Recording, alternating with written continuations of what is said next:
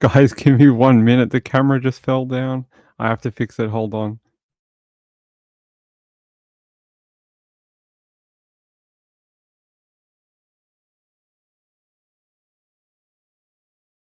Yeah, hold on. I'm gonna have to jump back in and jump back in and out again. Hold on.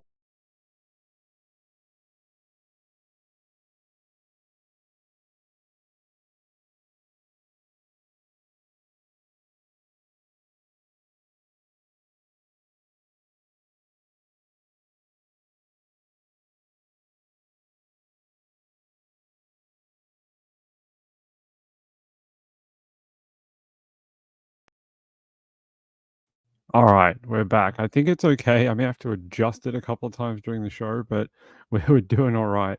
Hey, how are you all? STL says it's 11 p.m. in Mississippi. By the way, go Niners for tomorrow against the Vikings. I can't wait for that. Andrew, how are you? Andrew says it's 9 o'clock here. I told you it was 9 o'clock somewhere in the world. Melody says I'm excited for this. Me too.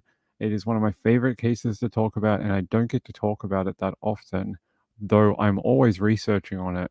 I've seen the documentary, I've read the book, I've read every article under the sun, and I've reached out to Kevin Donovan a couple of times, but so far I haven't heard anything back.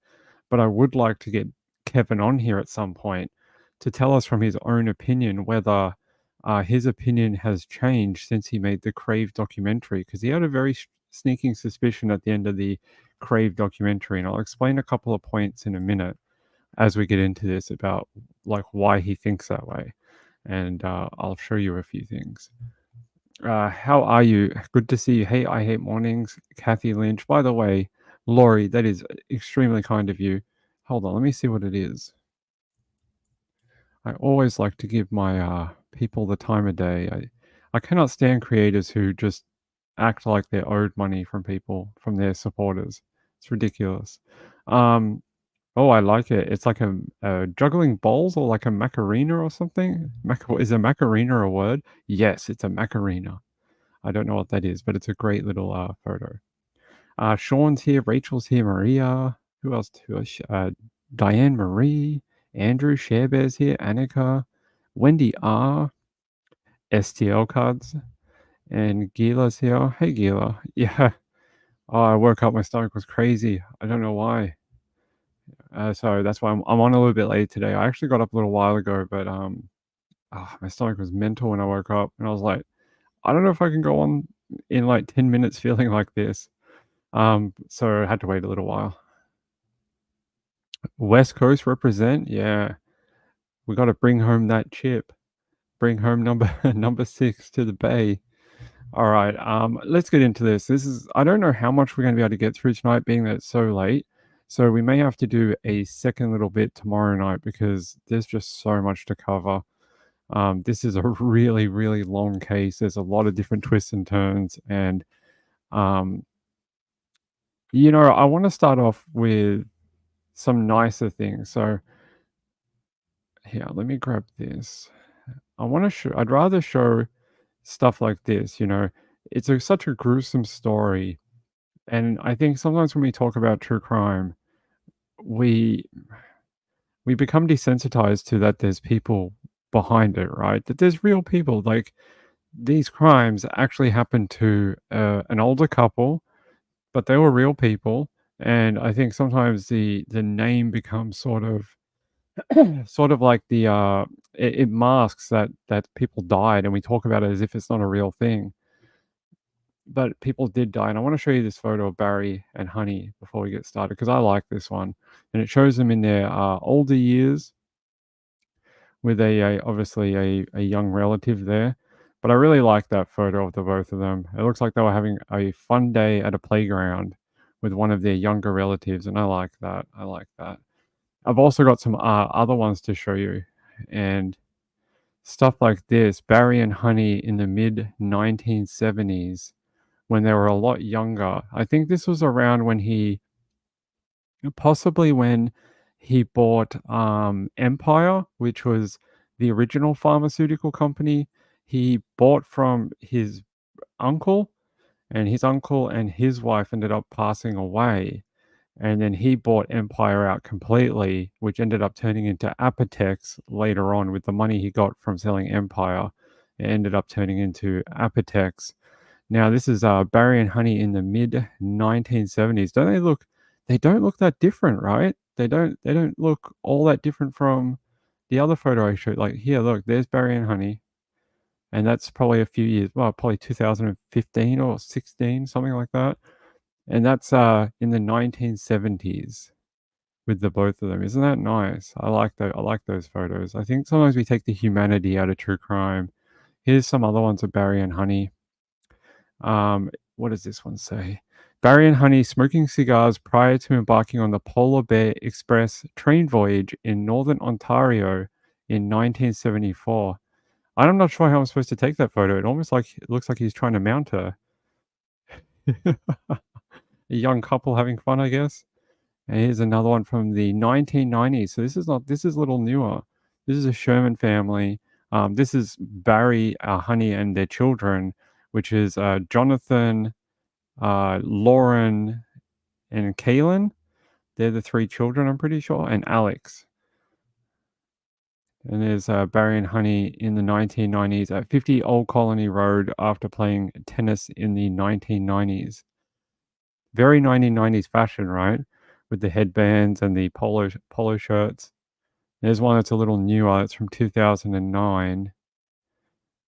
It's for some friends and what's this one? A dinner party, Toronto dinner party in the advanced launch of, this is Frank D'Angelo. So Frank D'Angelo was a friend of Barry, and he had a weird relationship with Barry. Barry would often finance a lot of these weird type of projects that Frank D'Angelo had, including one that was like apple juice. I'm not kidding. An apple juice company that sold bottles of just apple juice, including financing his films and stuff like that. Apparently, the children, though, the children of Honey and Barry didn't like Frank. Like they didn't understand why their dad was hanging around him. They didn't understand why they gave him money. They didn't understand anything to do with their relationship. People outside just thought that maybe Frank gave Barry a little bit of an element of being cool because he was sort of like a movie star or sort of like not a movie star, but like a famous person. And I think maybe people thought it was sort of like a cachet to sort of know someone like that. And they think that's probably what the relationship, that's for later. So there you go. There's some old photos I was able to dig up for you. I really like those. And I think sometimes, like I said in true crime, we should remember about the humans that it's actually about, right? Because we talk all these gruesome details and, this and blood here and something over here. They're real people. There's a real family here that lost their parents, and it doesn't matter if they make $100,000 a year or these people are worth $5 billion.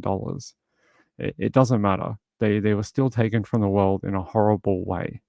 You can say whatever you want about their business dealings or whatever. If you think that's a motive, great, but you can't use that to disparage them in their death. And I've seen a few creators do that, and I don't like that. Um, all right. All right. Let me get everything set up and we'll get going. I just wanted to start with that because I love those photos. They're really nice. By the way, I have to credit where I got them from. They come from a book, and I was able to take them from a digital copy. What's it called?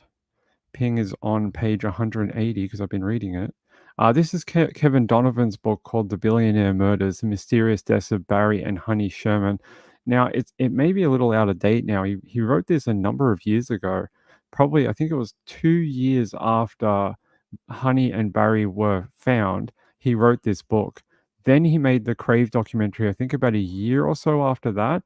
Now we're 5 years later. So there's a bunch of stuff that's happened in between. I wonder if he will write a second one soon because there's been a bunch of changes. There's been a few other things that have popped up. And I hope he does because he is a great writer, very good writer. If you ever want to read more about Barry and Honey or you think I haven't covered something, head to the Toronto Star and subscribe to Kevin Donovan's articles. He's the one that's been digging up a lot of the paperwork for this, and he's actually. I'll tell you something very interesting before we get started. Kevin Donovan wanted to get a bunch of the papers, one including the investigative reports, one was the will and testament for Barry and Honey. Well, actually, we find out that Honey doesn't have one, even though people in her family say that she does. But they can only find Barry's. But it ends up being sealed and protected, and it took like a massive, protracted, long legal fight all the way up into Canada's Supreme Court over a year and a half or 2 years or something. And they finally got it, and they fought them all the way, and it really didn't show anything. The winning argument was actually that the trustees on the will and testament were public knowledge. They were listed in a government database, freely accessible to the public. So there was no reason to seal the will because that information was already out there. So the other side's argument was that these identities of these people needed to be protected because they might be targeted by whoever killed Barry and Honey. But they were saying, well, that information's been out there for years on a legally accessible database, so no point protecting it. Yeah. Anyway, small bit. All right. Let me get this set up and we'll get going. All right. Okay. Let's get this. All right. Let me share this. Is it that one? Yep. Okay. Hey guys, how are you? Look, my camera's all wonky. What's going on? Hey camera, what's going on here? That's better. Hey guys, how are you? I'm here, I promise. Peekaboo. Hey, I can't believe I'm still awake. Oh, I'm glad you're awake. Retired RN. Hey guys, how are you? Yeah, I like the photos. They're very good. Yeah, it is very sad that the children of Barry and Honey, their children will probably, at least if they have more children in the future, some of the kids are quite young, not super young, but enough to have other children. Um, it is very sad that they won't get to know their grandparents that well. Yeah, we'll get they donated, yeah, a lot to, Jewish causes and, Jewish community efforts and things like that. They other things, they often, bankrolled other projects and things like they did a lot. Barry's main goal in life was not so much Apotex anymore. He did we'll get into the litigation that he liked too. But he was really big into his philanthropy. He was massive into it, really that's what he wanted to do. His whole idea was that when he died, he was never gonna probably leave a lot of money because he would have given it all away in his lifetime. And that's sort of what they were saying, like, it's odd, they died, they left all this money, everyone thought that and there was no charities listed in the will.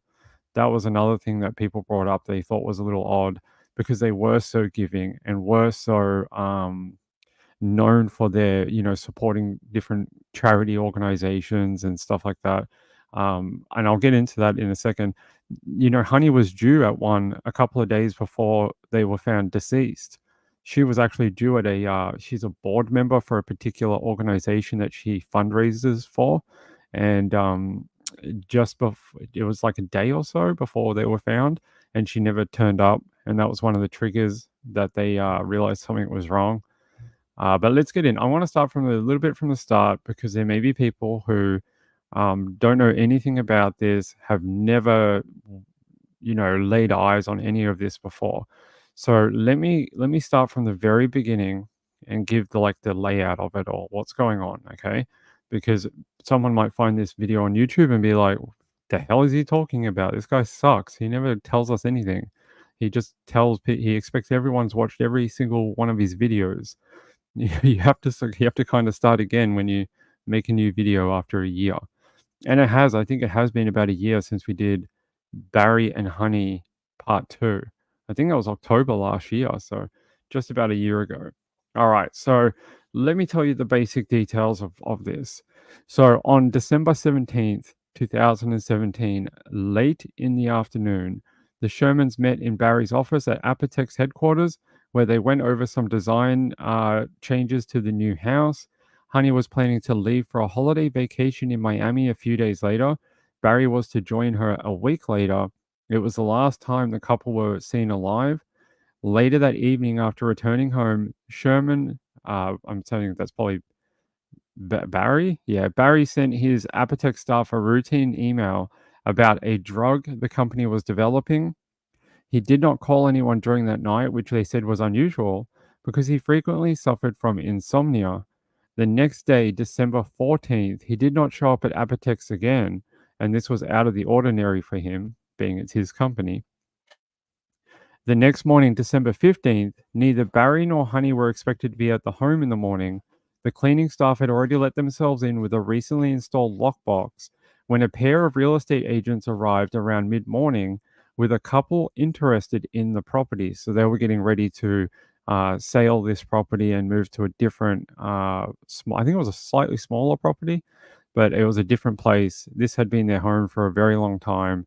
And yeah, so there was real estate agents coming in. They had documents and blah blah blah. There's a lot of different stuff going on. And then it says here, after showing them around the upper levels of the home, the agents took the couple downstairs to the lap pool and hot tub. That's what you see on your screen right now. This is the lap pool, and then the hot tub is in the corner on the left hand side, in the like sort of mid level left hand side. That is the spa area. Okay. And they said here, there they discovered Barry and Honey's bodies on the floor next to the pool. Both of their necks were tied with leather belts to a metal railing slightly over a meter high around the pool. Barry was seated, his legs crossed, on the pool deck. Honey was on her side with a bruise on the side of her face. Coats were pulled down over their shoulders, restraining their arms. They were facing away from the water and fully clothed. On the second anniversary of the case, the Toronto Star, which is Donovan, reported that the positions the bodies were found in nearly matched those of two 1970s era junk sculptures of human figures posed sitting on the speakers in the basement. However, I've seen photos of these sculptures that some people think it might match. I don't think it really looks anything like it, but hey, yeah, I might be able to show them to you in a minute. Actually, let me see if I can find. No, I don't have it, but um, let's focus on the basement. So this is the pooling area here. Where we are right here, I'm pretty sure is where they were found. So if you looked straight down here, this is where they would have found the bodies. Now I'm going to show you a diagram. I can't show you the actual crime scene. Only the paper has those photos, and I don't think they're allowed to release them. Okay. So you can see back here, there's that bar and that step. There's that step right there. So the first person here would have been Honey, right? So she was sort of laying back slightly on this angle. There's that belt around her neck. There's Barry next to her, and he's also got the belt around his neck, tied to that small railing. Now, this railing becomes really important. Apparently, medical examiners who looked at these photos and actually had looked at the bodies too explained that this belt and this railing would not be enough to there's not enough pressure or weight to be able to kill someone while suspended from this railing. They also said the belts that were tied around their necks were not tight enough, or taut enough onto the railing to do anything. They were sort of just used to prop up the bodies, and this is part of the staging that they were talking about. They don't know if it's a shock factor or a just staging of the crime scene to maybe make it look like a murder slash S word. That was because originally for about what was it, like a year, the cops were saying that it was a murder S word, and everyone's like, "No, what are you talking about? Like that's not even a real possibility." And that was actually the original thing they ran with, and that's why the investigation took so long to kick into gear because the medical examiner was very hesitant to give a manner of death. They didn't want to give a, murder, homicide, whatever.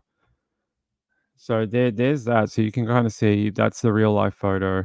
That's the sketch. So they would have been found just where literally this person is standing by the pool, right here. If they look down, that's where they would have been. And yeah, I think there's some other details I'm going to bring you in a second, but this is so interesting. I don't know why someone would do this, especially if they had to be moved from a different room. They believe that they were probably moved from either upstairs or a different level and moved down here to avoid being discovered. And you see on this diagram here, it's very faint. Hold on, let me get rid of this. See this little thing here and it says drag marks? They did actually find faint drag marks on the pool surface or on the walking surface next to the pool of these drag marks. And they believe that the bodies were dragged along here and then tied up here. And I find that very interesting. The person to be able to drag two human bodies, they weigh quite a lot. Dead people are not easy to move around. They're heavy, real heavy. And I think maybe the belts were used to move them and get them like to into position. They just thought, hey, let me just tie them up. I'm not sure, but I find that yeah. Vicky says, I remember this now. Yeah, I'm trying to refresh everyone before we get into the new stuff. Okay. They're saying here, it was also reported that Honey's cell phone was found in a bathroom or powder room. I've heard it described as a powder room. According to friends, she never used that room, suggesting she might have gone in there in attempt to summon help, but was overpowered in the process. Same with Barry. Barry's gloves, as well as paperwork related to an inspection of the home, were left on the floor just outside the garage door. On the way to the basement pool, a window had been left open to allow a recently painted room to air out, and a basement door was unlocked, as apparently the Shermans frequently left it unlocked. Someone may have known this, as well as the interior layout of the house may have been able to escape through a neighboring backyard after the crime, according to police. So that's your little bit of a catch up of the circumstances of how they were found, what days, that type of thing. The investigation was bizarre, the early stages. The deaths were treated as suspicious, but word started getting around very early on that police thought it was Barry had killed his wife and then, you know, taken his own life. And the family were very horrified at this allegation. They were saying that, that would never have been the case, not in a million years. And they knew from day one it was a murder. There was more evidence once they went through autopsy. So the very interesting thing about the aftermath of finding these bodies is that the police did their initial autopsy. The family then asked for an independent second autopsy on the bodies of their parents. And this is really critical because they found some very interesting stuff, including that the belts were not the driving force between not them being strangled or whatever. They actually found that the ligature would have been very small, very, very minute. I don't know how big, but here we go. I've got something I might be able to show you. Yeah, let me pull this down. So a belt is quite thick, right? It's quite a thick ligature. But I think they were thinking it might be something like this: a shoelace, a rope, a wire, something pretty little, not very thick, and or could have even been something like like this, like a speaker wire, something very, very thin. They don't believe it was very thick like a belt. Um, the belts, so those belts that you see on this railing and in that diagram are superficial. They're just a prop, probably used to help drag them, probably used to just prop them up. One of the other interesting things is Honey's the way Honey was treated was slightly different to Barry. Honey had some bruising on her face and some mottled, what they called mottled blood on her face as well. Early media reports described it that she had been beat up, but apparently that's not really the case. They think that the blood came from the way she was died, strangulation, and it dried on her face, but there is a slight bruising on one side of her cheek, and they're not sure why she was treated differently to Barry. Some people suggest that maybe this is maybe the killer had a nicer outlook on Barry compared to Honey. Maybe Honey was the real target and Barry was collateral damage. Something like that, because it is a little odd that she was so. I also think maybe it was just because of the struggle, because when she was found near that powder room, maybe that struggle caused more injuries than what happened to Barry. Maybe Barry was easier to overcome than Honey was, because Honey was aware. So she saw what was going on, ran to that powder room, tried to dial 911, and we'll get to that in a minute. And then, yeah, maybe it's got something to do with that, the fight, the struggle to get to her. That's what I think maybe, but we don't know. We don't know. A lot of the information in the investigation has been sealed. A lot of the police reports are not available because they are citing active investigation. So, I'm not sure. I don't know who the blood on the floor might be from. It could be from either of them. I've literally I don't think I've ever seen it mentioned.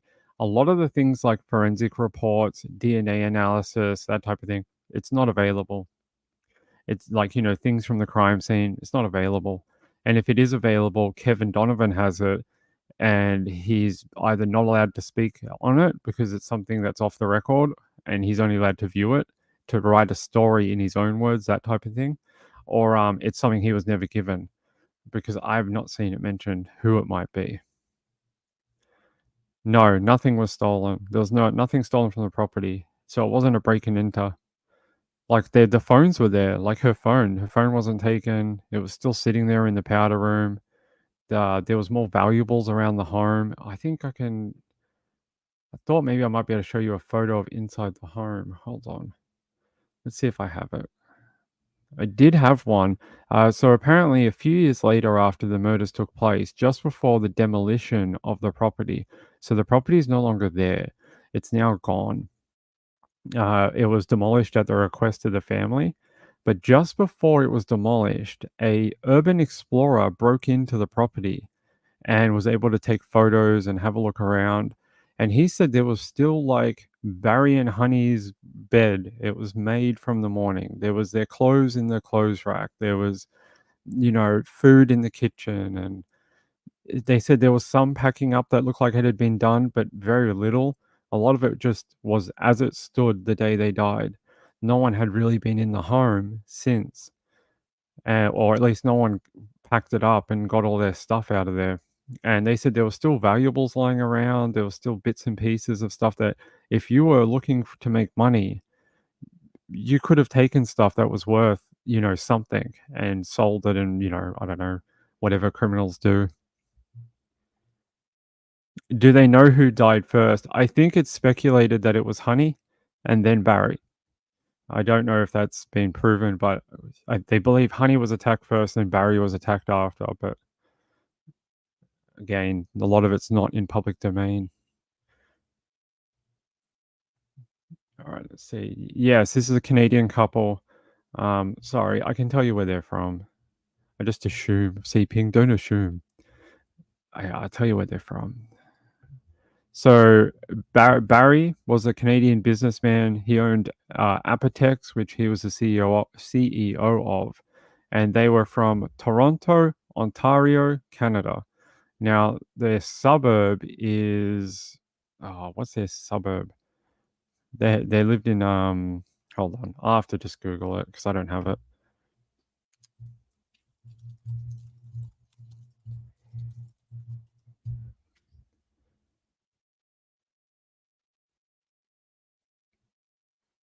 Oh, that's right. Their property that they all found out is in a place called North York.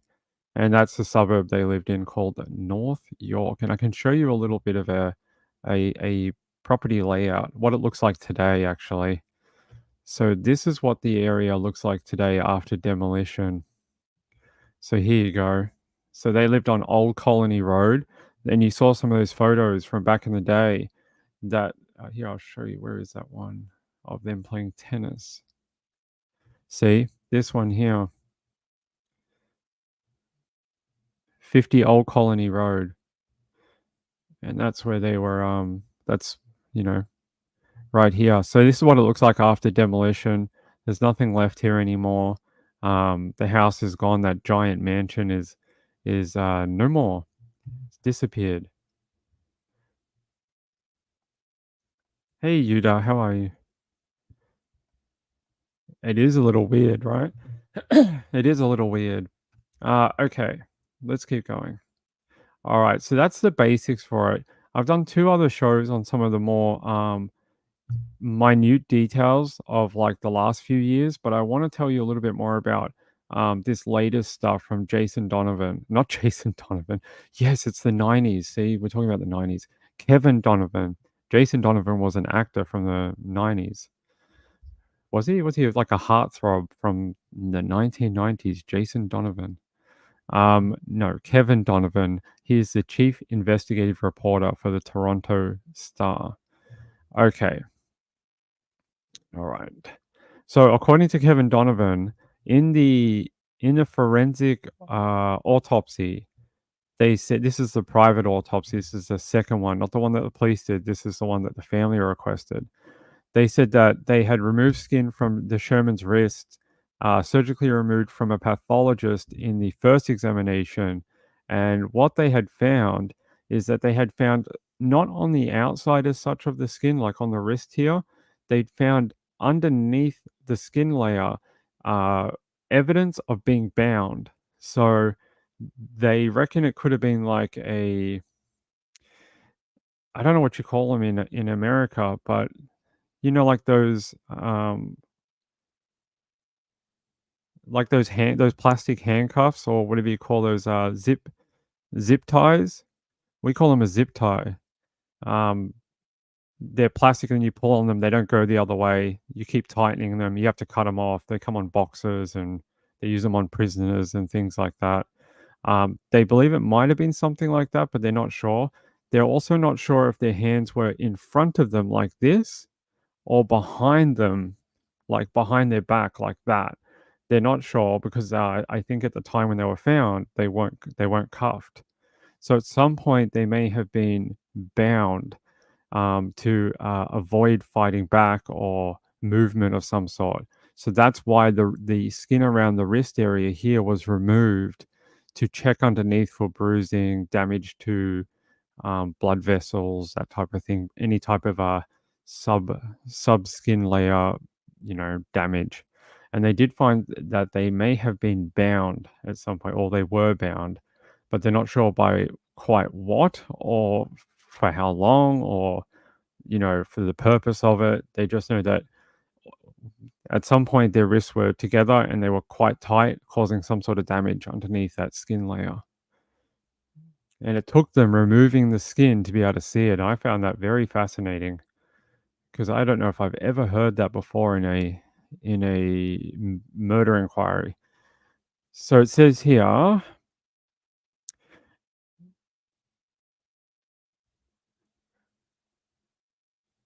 no, that's not it. Ping. Okay. Okay. So go down here.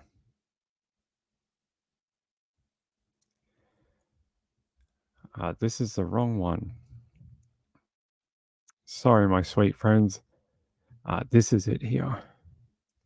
All right. So the latest information, I want to jump to that because that I've given you the basis of it. If you want to know more about the Crave series, what happened in those ones, there's part 2 and 1 that I did earlier. We can talk more about it tomorrow night, but I want to do more on the latest allegations to come out.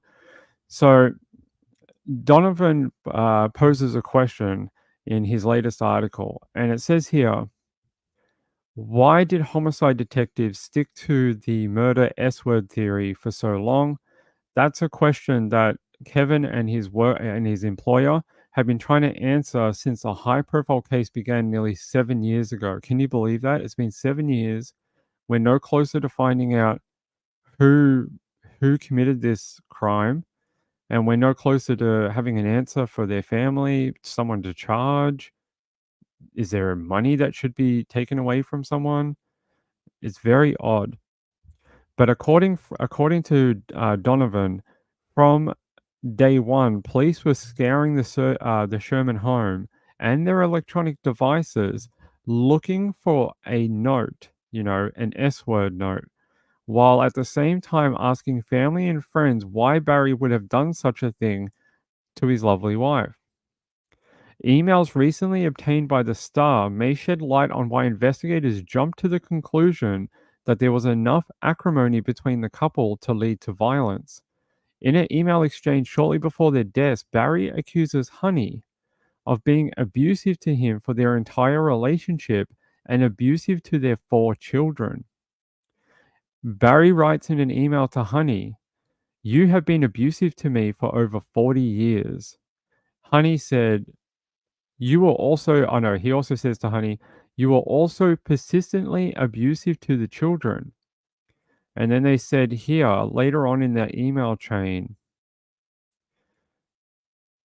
they were saying some other stuff here. Uh, there are emails also on Barry and Honey's electronic devices, Barry's BlackBerry and Honey's iPhone and her 2 iPads and a desktop computer at Apotex and at the Sherman home. One of the series of emails caught the eyes of detectives. The email chain takes place on Monday, 5 weeks before the murders.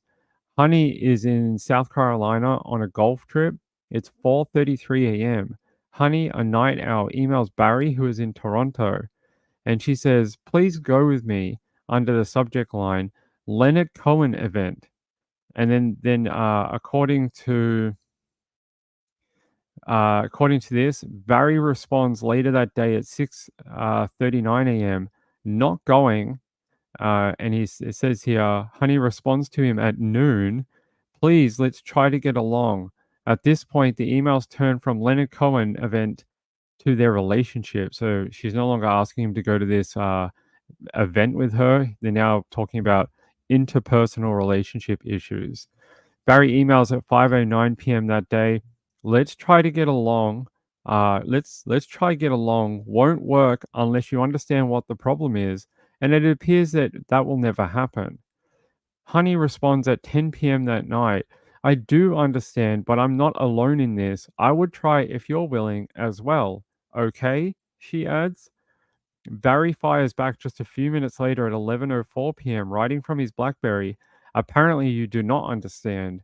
You have been abusive to me for over 40 years. Whenever I've asked you to stop, the response has been, 'You stop.' You were also persistently abusive to the kids, which you remain unable to see, and you remain insensitive in how you deal with them." Honey writes back a short note at 11:27 p.m. "Okay, I hear you." It sounds like a defeat, right? It sounds like she's accepted she's not going to win that war. And to save, no, she's not going to win that battle. And in order to save the war, she's just giving up on this particular fight. She sounds compliant, like, "Oh, okay."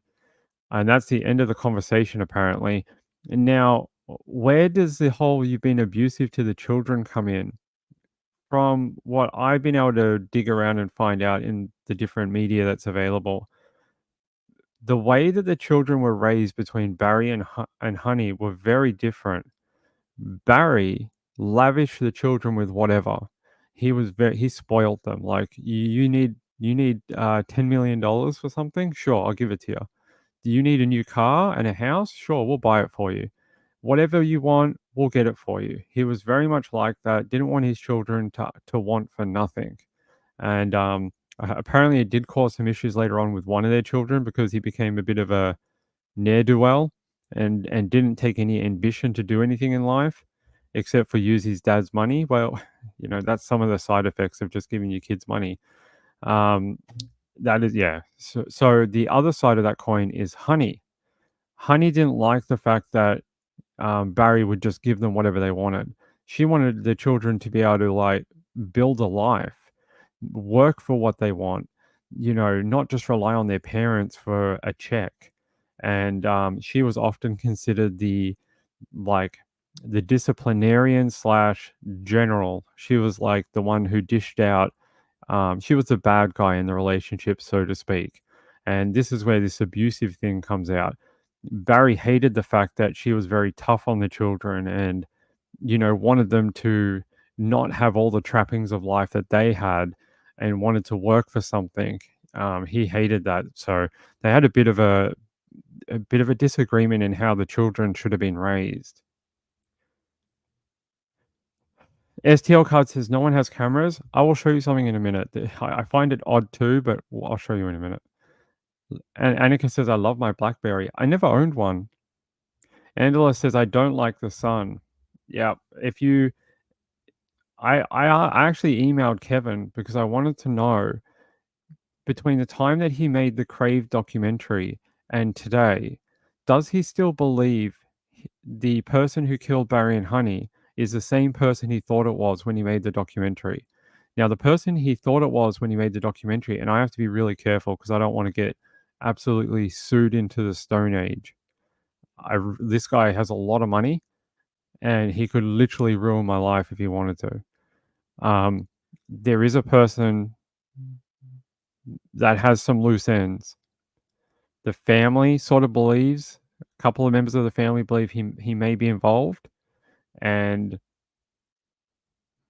seriously enough to where some of the children had stopped speaking to this person because they thought that he might be involved in the murder of the parents. So there you go.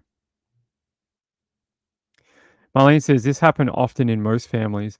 I think that's probably true. I think that's probably a pretty normal thing. I didn't say it related to anything to the case. I'm just saying it's being reported that that was in their emails. But I do agree with you that I think in a lot of relationships, sometimes people fall into a role of, well, I'm that person to the children, as where it should be sort of like a united front. So if you dish out punishment, it should come from both sides. If you dish out praise, it should come from both sides. It shouldn't come like mum is the bad person, dad is the loving one or something, or, the one that gives me money. If you get money, it comes from both of parents, mum and dad. If you get disciplined, it comes from mum and dad. That way you understand there is no favoritism between one parent and the other.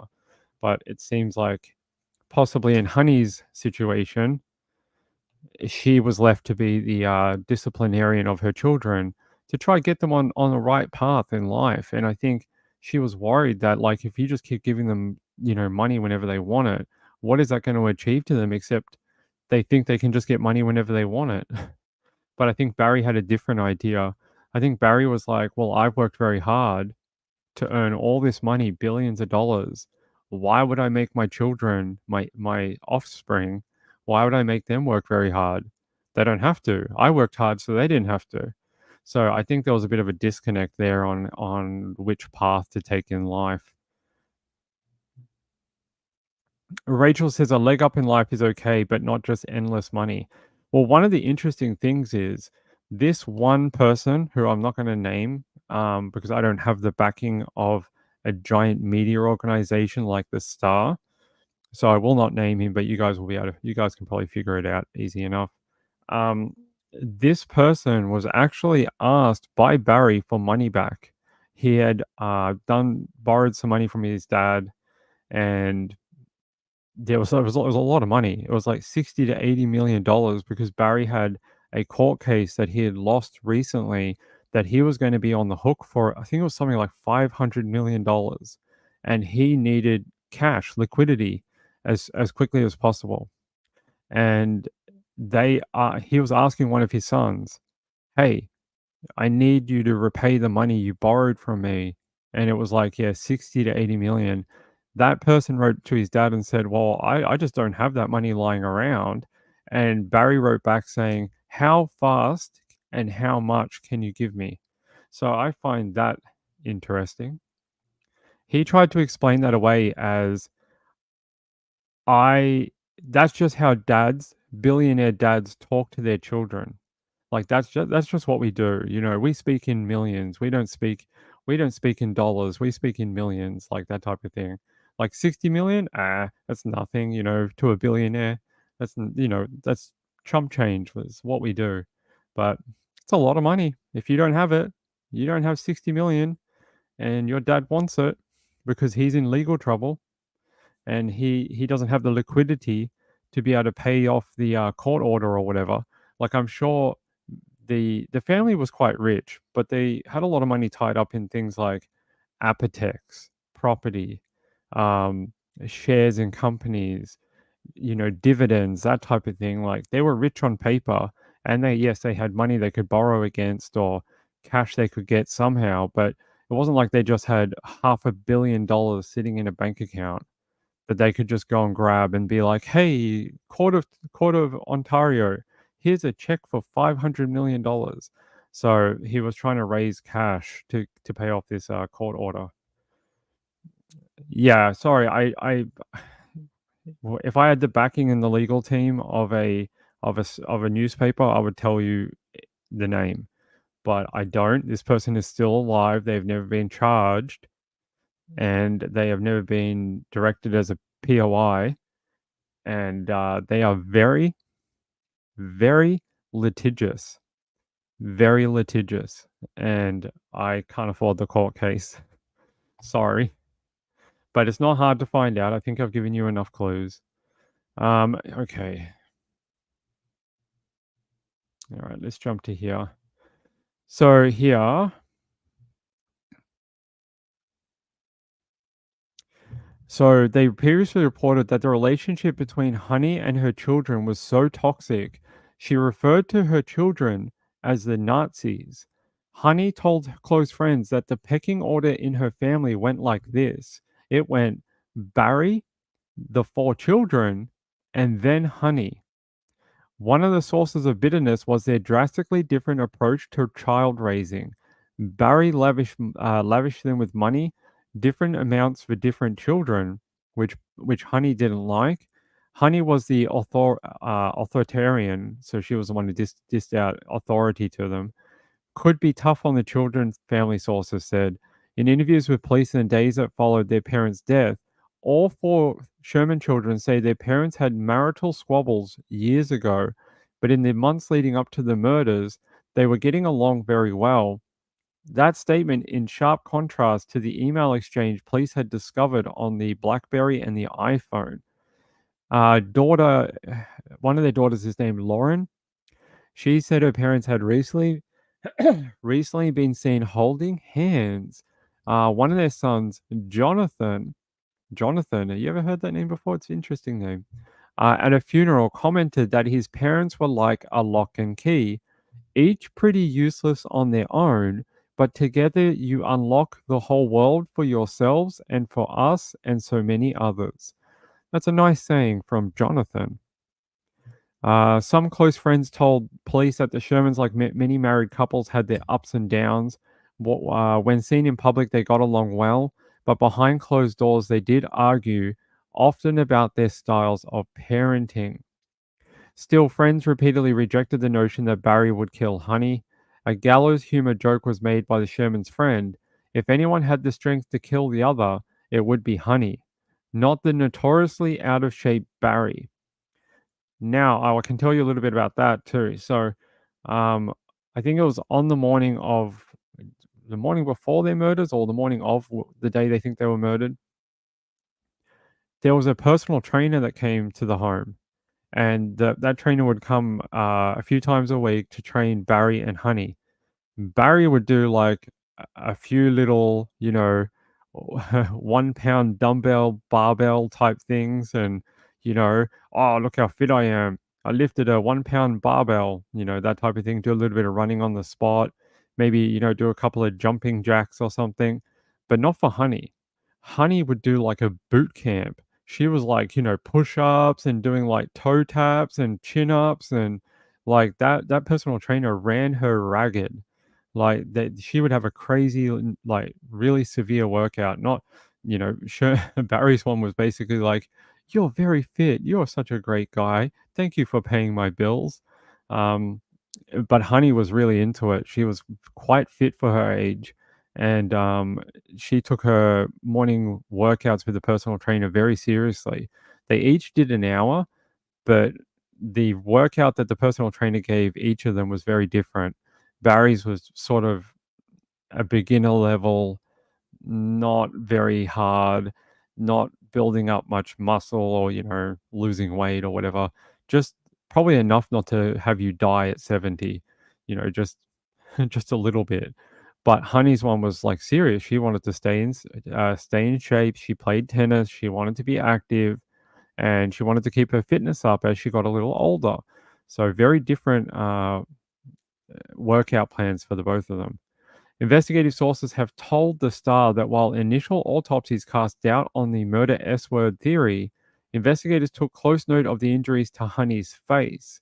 She had been struck on the right side of her face, and commentary from investigators who suspect that the mottled blood on her face is an indication that a plastic bag was put over her face to stop the blood from getting on the killer's clothes or other parts of the Sherman home.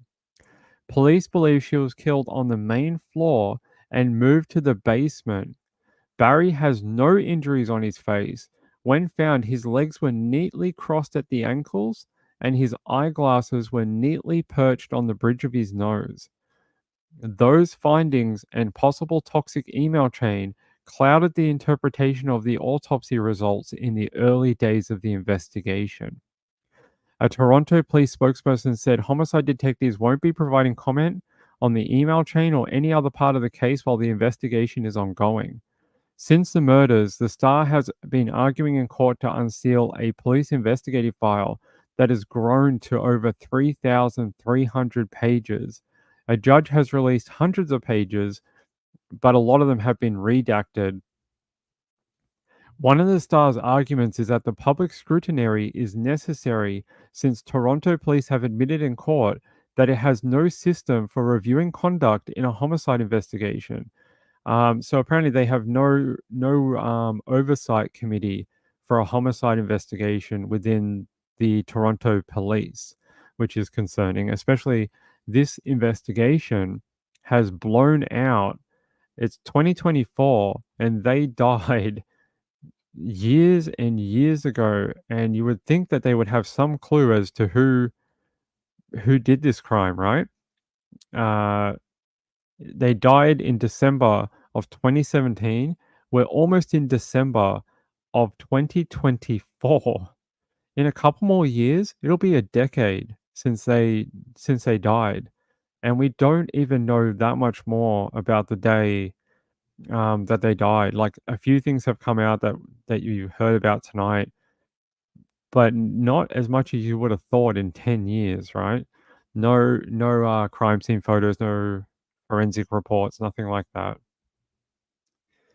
Uda says, don't be sorry, we don't want you sued. I know. Unfortunately, they are very litigious and they have a lot of money. Marlon Clausen said that person calmly spoke at their funeral and only adult children spoke at the funeral.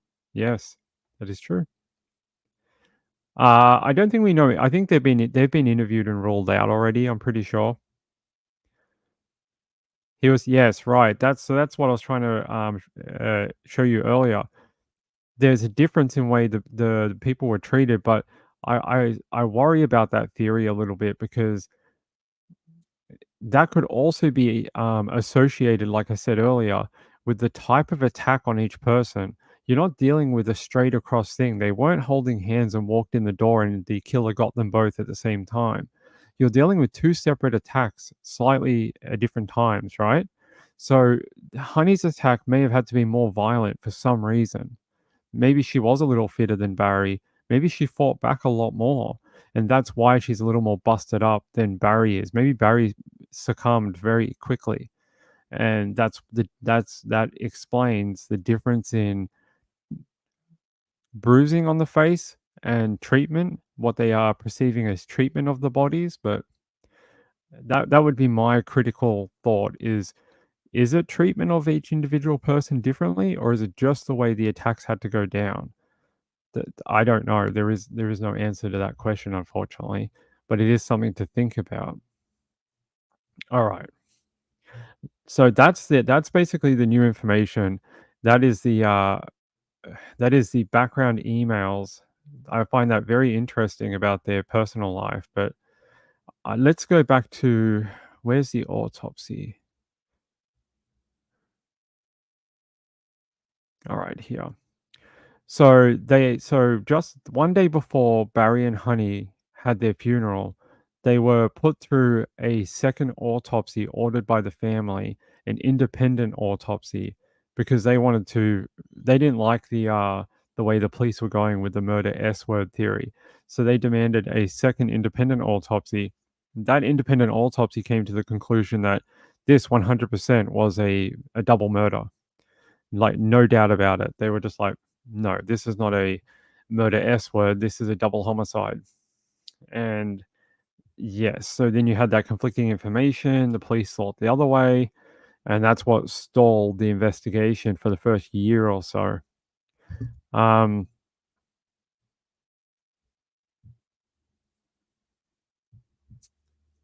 Hold on, let me check my notes here. I wrote some stuff here. Oh, yes. So I can tell you this, that there was no forced entry to the home. Some people that knew them said they would often not lock all their doors, including a side door that Honey would leave unlocked at different times. If someone knew that, they would have a very easy access to the home. Yeah, we know that. Yeah, so that I thought found that very interesting. No forced entry. Someone was able to make it inside of that property pretty easily. Um, yeah. All right, that one we know. So here's a bit of background on the Friday morning. Friday morning at 8:30 a.m., a housekeeper and a person who waters the Sherman's plants once a week arrived at the Old Colony Road for regularly scheduled Friday morning visits. Both the housekeeper and the plant waterer busied themselves on the main and second floors of the home for the next 2 hours. Both floors are roughly 3,600 square feet with multiple rooms. Neither the housekeeper nor the person watering the plants descended to the lower level where the garage, recreation area, and the swimming pool are located. At 10:30 a.m., two real estate agents and a couple interested in purchasing the house arrived. The house was listed for sale by an agent, and apparently, the original agent was called Judy. She was away in Florida at the time, and they had to send a different agent in her place. The other agent present represented the prospective purchasers. They weren't representing Barry and Honey. They were representing the people who wanted to buy it. At 10:30 a.m., the two real estate agents and a couple interested got to the home. After touring the upper floor, the agents and the clients went downstairs, walked along a corridor leading to the pool, and the assistant real estate agent that was there that day, she walked through the doorway to the pool room and recoiled. At the other end of the room, she saw two bodies, backs to the pool, held in place in a sitting position by something tied around their necks. She turned and ushered the other agent and the clients back, making an excuse saying this part of the home was off limits at the moment. The discovery was made shortly after 11 a.m. Friday. The real estate assistant called up to the housekeeper telling her what she had seen. Then they made a phone call seeking direction on what to do. The the paper could not determine who she called at that point in time. Maybe her boss or something. Meanwhile, the housekeeper called 911 Toronto police. Their system records a call coming in at 11:43 a.m. that morning. Police were en route by 11:44 a.m., 1 minute later. Toronto EMS told the paper they dispatched two paramedic crews and a supervisor at the same time. Determined to be suspicious deaths, the bodies were kept at the home until a forensic identification unit of the Toronto police could photograph and examine the scene. Um, Apparently, it's never been determined when the family was notified of the deaths or officials at Apotex learned of the deaths, but they said they learned of the deaths from media reports published online around 3:30 p.m. on Friday. That's pretty tragic that the workers who Barry loved, people said that Barry loved all his workers. He was kind to them, probably gave them a little too much of his time, money, and a few other things. And he would never have wanted them to find out that way. He would wanted them to have found out with a private meeting or announcement. And for them to find out through the media was horrible, apparently. Some of these people had worked with Barry since he like started the company like 3, 4 decades ago. They were no longer just employees. A lot of them were like family. So for them to find out through the media was shocking and devastating.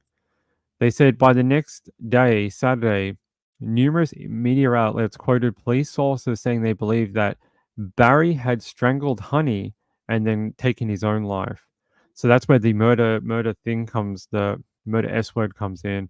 That's awful to release so early on in the investigation to kind of color the investigation in that way only a day later is pretty crazy. Police documents filed in court in support of a search warrant showed that in the first month of the investigation, police provided information to Justice Leslie Pringle, stating that Honey was the only victim at 50 Old Colony Road. When police file information to obtain a search warrant, Pringle has issued all the warrants in this particular case. They must list the offences they are pursuing. Between the discovery of the bodies and mid January, the only offence was the murder of Honey. Interesting. Saturday, the day after the bodies were discovered, autopsies were conducted at the office of the chief coroner in North Toronto.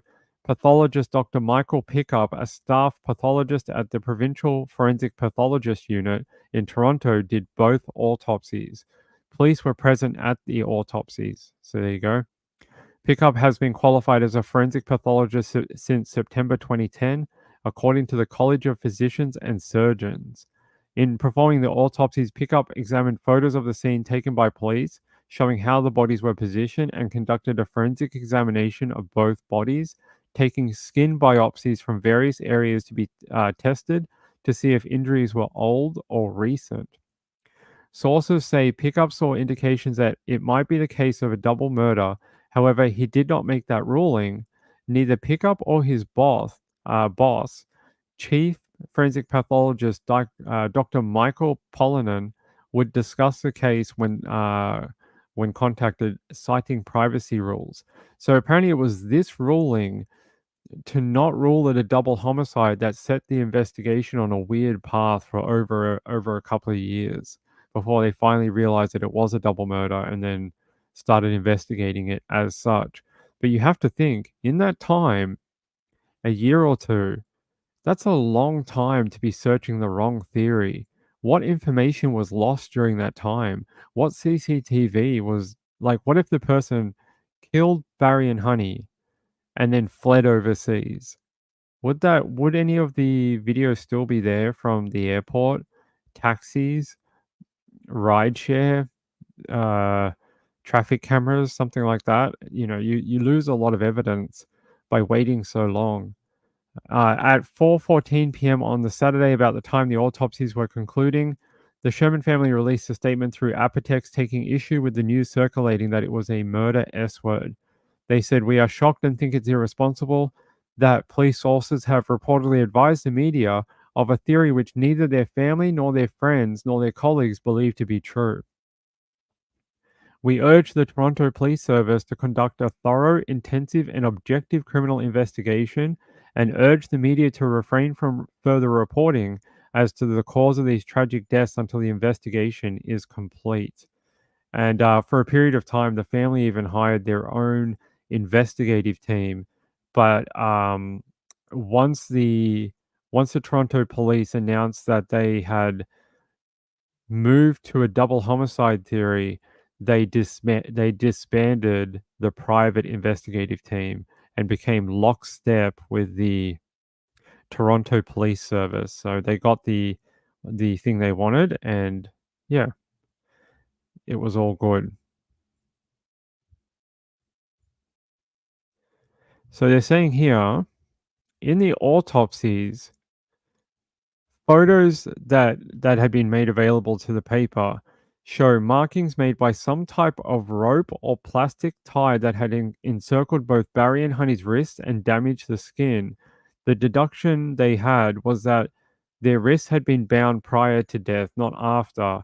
From the photos, they could not determine if their hands were bound in front or from behind their back. So yeah, like that or behind. As to the biopsy that would determine the age of the skin abrasions on the wrist, the star could not get any answers to that. But they have not ever found any of the bindings. So none of the bindings that they had for the wrists or whatever, they were never located. So whoever did that took them with them, disposed of them, but they've never been found.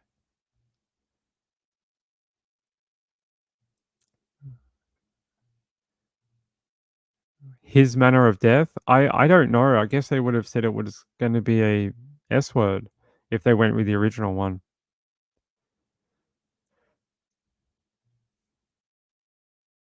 Angela says the fact they destroyed the house bothered me. People said it still had a lot of property inside that place. I wonder if I can find that video. Hold on.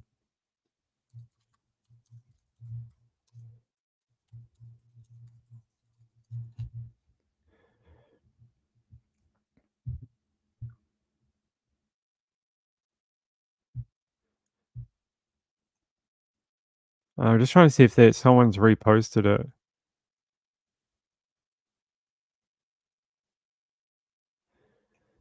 Oh, okay. I'll see if I can get this. Give me one moment, and I'll show you what it looked like after. If this will pop up.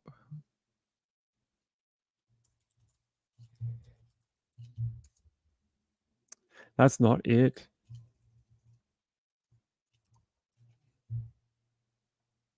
All right, let me see if this will work.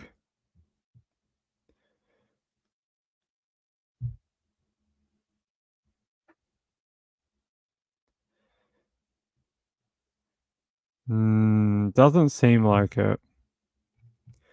It's a shame, but I can show you the article.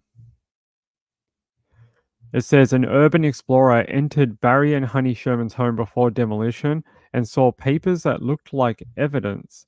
The man said he was surprised to find furniture and cabinets intact and photos, papers, and files scattered around, including an upcoming dinner engagement and a list of planned showings of the home. There's Barry and Honey with the birth of one of their grandchildren. Yeah, isn't that nice? I like those photos, seeing people like that in a nicer time of their lives. Very nice. Um, one afternoon when Joy was looking, a man slipped under. Oh, yeah. So in May of 2019, this guy who did the urban exploring of the Barry and Honey and Sherman home, he somehow got the garage door open and was able to get in. He's very clever. He said, "It took a bit of planning. I waited until they removed the security cameras from the home just before demolition, and then I snuck in through the garage door." Very clever, Mr. Urban Explorer. He said what he found inside the home was surprising. Despite a major police investigation in the case and one by a private detective team working for the family, the man found furniture and cabinets intact and photos, papers, and files scattered around. Among them, an upcoming dinner engagement scrolled on a note, another, a list of planned showings of the house which had been for sale. He said, "To me, it looked like a lot like evidence. I was surprised." The Urbex man's photos and videos also show beds, leather couches, tables, and many keepsakes, plus a very large box of medication, mostly with Honey's name on the label. Some with Apotex labels, some not. The medications are for sleeping disorders, muscle pain and spasms, arthritis, and chest pains. The excavators and workers arrived 2 days later, knocking down the home and burying everything in it. It is now a vacant lot. I find that very interesting that the home still had so many bits of their property and stuff like that. Um,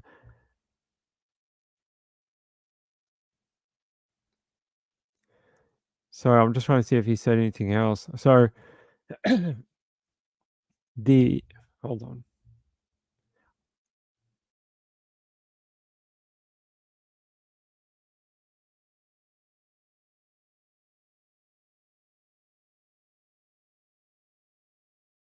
I've talked too much and my voice was drying out. There we go. It says here the Urbex man went in mid-afternoon. He climbed over a wall one side of the property. He did not think he would get inside the home, figuring all the doors would be locked. The Sherman home had a 10-car underground garage accessed by a ramp on the right side of the home. They said it is likely that Barry drove down that ramp on the night of Wednesday, December 13th, shortly before he was murdered. 17 months after the crimes were committed, with nobody around, the Urbex man walked down the garage ramp and tried the door. It lifted up easily. Power had been cut, so there was no lights. He brought with him a battery operated work light and his camera. To understand the. Yeah, don't worry about that. In a blog post by another urban Canadian explorer, this is how the person describes what he does. We don't have to know that. They said it was dark in the Sherman garage. The man pulled the door down behind him, switched on his light. His pulse rate was slightly up. He noticed while he has done this thing many times, this was different given what had happened at the home. There was nothing to see in the garage, so he left through a door that opened onto a spiral staircase, heading up to the first and second floor. It's one of two staircases it is believed the attacker or attackers used to take Honey Sherman, who was likely surprised on the first floor by an assailant, down to the basement. The pool where the bodies were found was just down the hallway, but he said, I wasn't quite ready to experience that yet. And then he went upstairs. What he found on the first floor and then the second surprised him. I figured a lot of stuff would have been taken out by Toronto police, sent to an auction house or saved by family members, but that wasn't really the case. There was stuff everywhere: furniture, clothing, artwork, books, personal letters, mementos, photos of the deceased, the works. Pretty much every room I stepped into had me saying, Jesus F Christ out loud to myself, wondering what I was getting myself into. A Toronto police spokesperson told The Star what the man said he saw, said police have no comment on the man's observations, are only prepared to say that this is an active and ongoing investigation. The Sherman family, through its then lawyer, had previously criticized police for not doing a thorough investigation of the crime scene, claiming the forensics team missed numerous finger and palm prints and failed to appreciate in a timely fashion that it was a double murder. Police maintain they did a thorough investigation of the home and removed 150 bulk or prepackaged items for analysis, according to the statements made by investigating officers at a press conference. Hmm. Friends of the Sherman couple have expressed dismay that the home was knocked down and that many of the items of sentimental or material value or importance to the investigation may have been buried. However, the Sherman family has said that they made significant efforts to remove items from the home. In a letter, they said, in a letter to the Star after a story on a mysterious 911 call in the area around the time of the murders, we'll talk about that. Um, They said they took issue with a paragraph that noted the large number of items in the home when demolition occurred.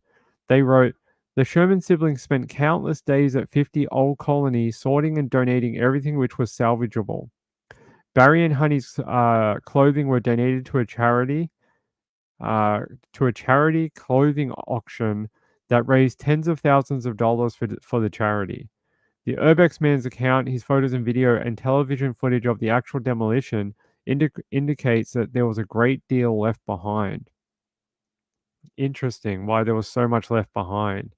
You would think they would completely clear out the home, right? Like take everything that their parents owned. I mean, of course you're going to throw out some bits of crap that your parents own. Like you don't want their 50 copies of TV Weekly or whatever. You're just going to throw that in the bin. But like things like family photos or I don't know, writings that your parents made, you might want to take those. That might be the last time you ever see them, right? Something that your dad wrote, something that your mum wrote, like it might bring back memories for you to be able to read something that their hands actually wrote, not a computer message, something they did with their own, flesh and blood. And yeah, I find that disturbing. Yeah, hold on, let me see if we can find the demolition. I've never seen it, I don't think. Hold on, 50 Old Colony Road demolition. I don't think I've ever seen the video of it being demolished. Uh, does this show it?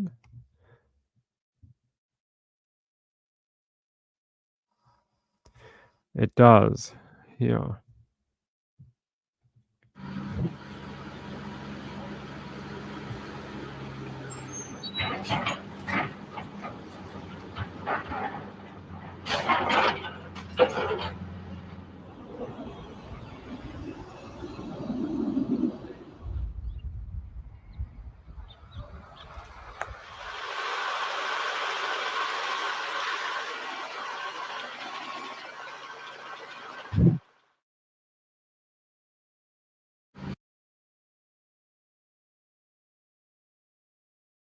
I'm just gonna play this again. I'm just trying to look to see if we can see anything. Hmm. I don't see any I just see a lot of wood, like a lot of wood and concrete. I don't really see anything that would you be described as like personal effects. Do you? Maybe if you went over into that other bit, you could. Interesting. Let me just. That's the only video I could find. Maybe honey.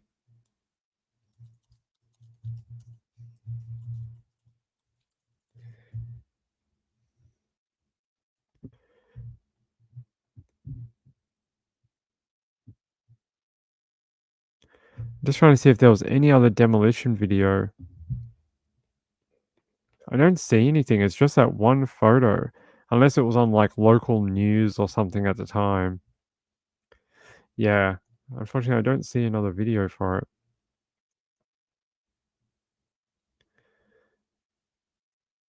Yep, that's it.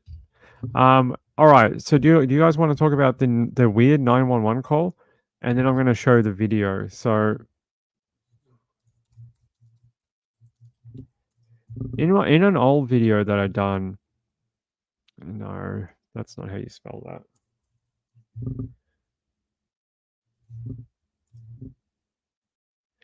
So a while ago, I did these videos and I showed you the CCTV, and there is CCTV that was released by the Ontario, Canadian Police, whatever they're called, Toronto Police, and I'll show that to you now. It's very hard to see, but they consider this person a person of interest. Investigation, we seized a very large amount of security video footage.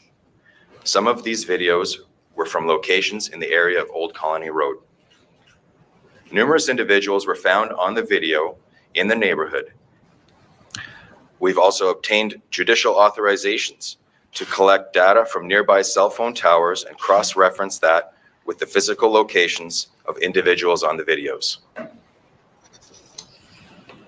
We've also conducted numerous canvasses of the neighborhood to identify individuals on the videos.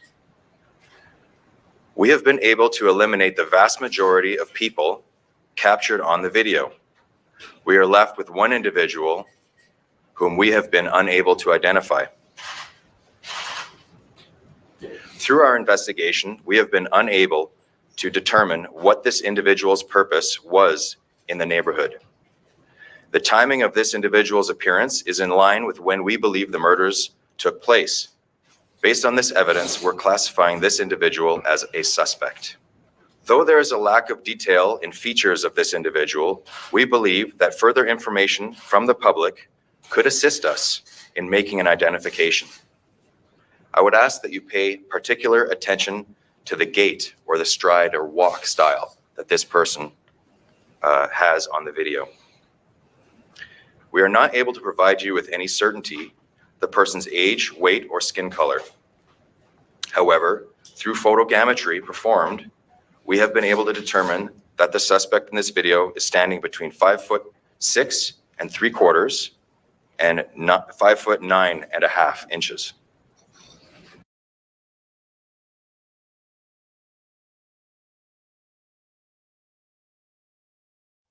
So a pretty tall guy, 5'9", almost 6 foot, possibly. We have been unable. Yeah, let me play this back. It's such a. It's not a great video. I mean, it is a video.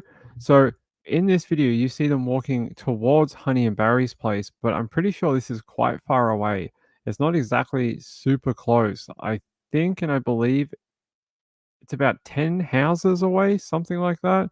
It's not like next door or across the road. It's sort of down the road. This video, and this is the only one they've released, shows the person walking towards, but they also say they have it on camera of him leaving a few hours later too, walking in the opposite direction. So I I find that interesting, but the video is so poor.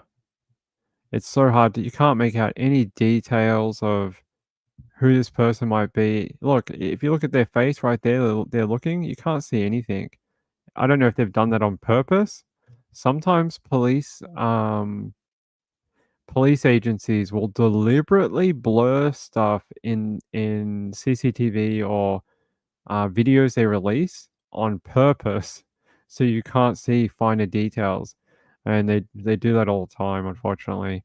So I don't know if they've darkened it so that you can't make it out, or I don't know, or it's just a terrible camera. But they want you to pay attention to the gait of this person. They say that the person kicks up their foot when they walk, and they said that's a pretty unique way of walking.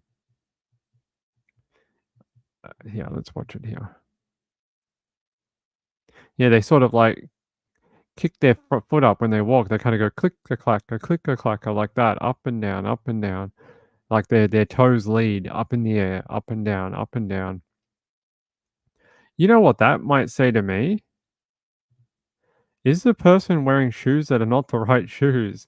Because when you wear shoes that are slightly too big, they move a lot when you walk, right? So when you move, they go up and down, up and down. But if you wear shoes that are quite fitting, they wouldn't really do that. I don't know. Just an idea. Oh, you said the same thing. That's what I thought just then watching it. I was like, when you wear shoes that are slightly too big, they kind of go up and down when you walk. Diane Marie says 5'6 3/4" to 5'9" is pretty short. Are you calling Ping short? Are you calling me short? 5'9" is actually pretty tall. I mean, you're just shy of 6 foot. That's pretty good. So there you go. No, it's 5'6" is pretty short for a dude. 5'6" is like it's a weird scale.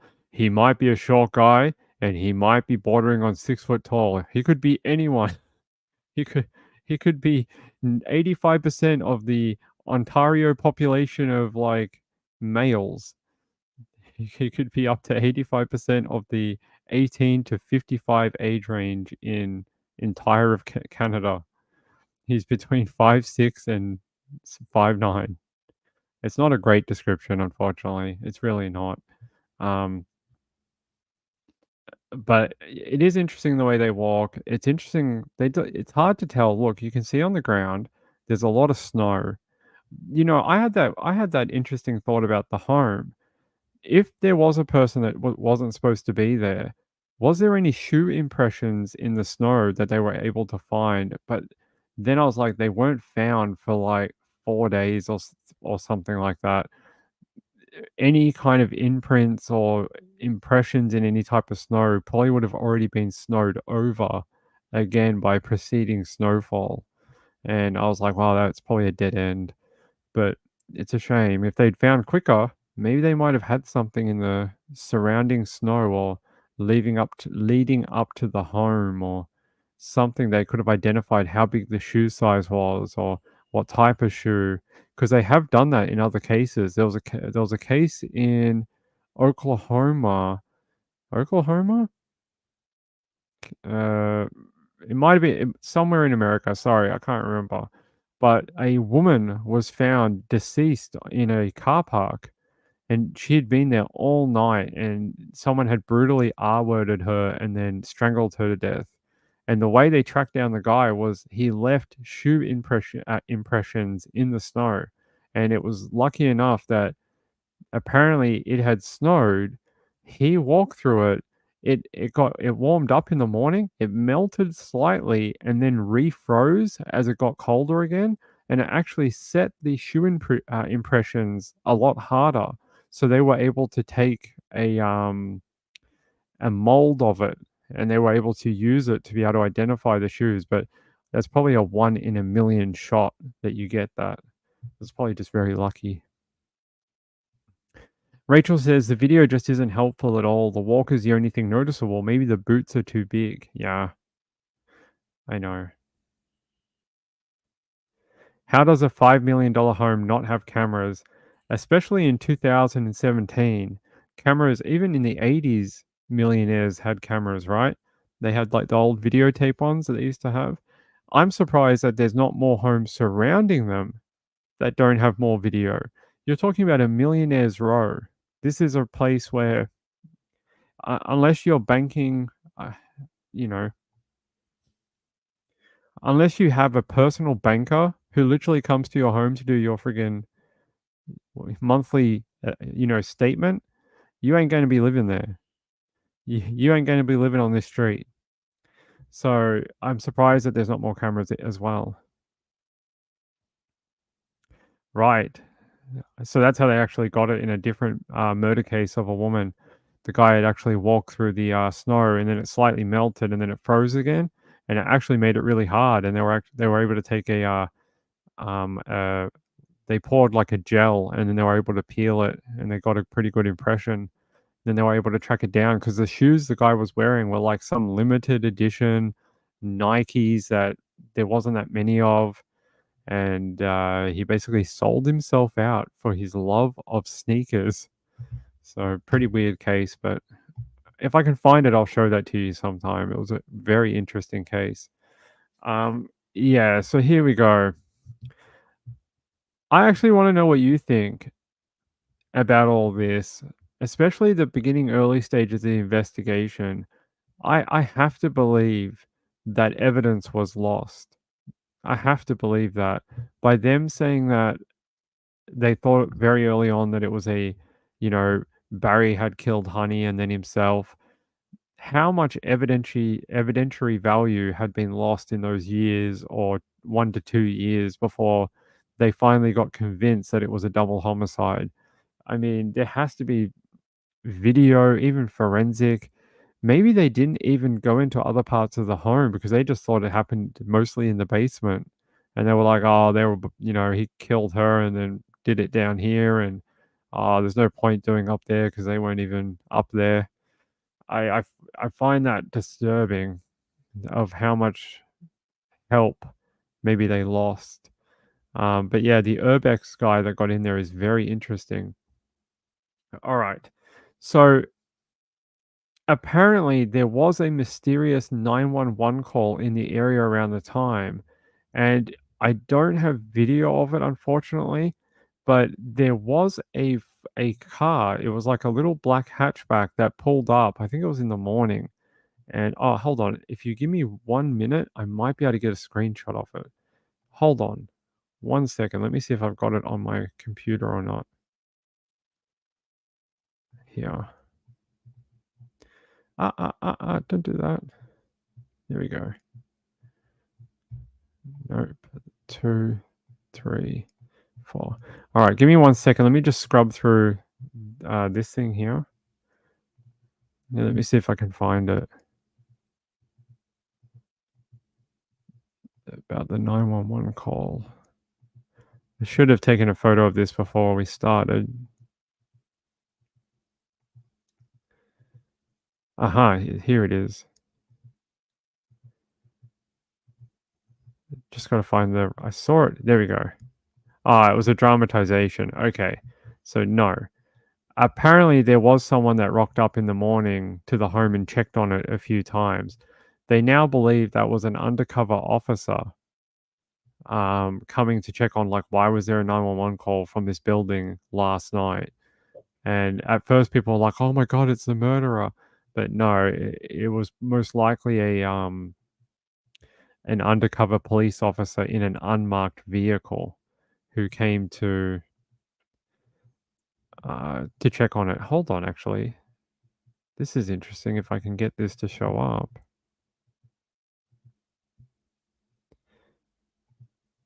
Hold on, let me listen to this for a second. I just want to know what this is. Okay.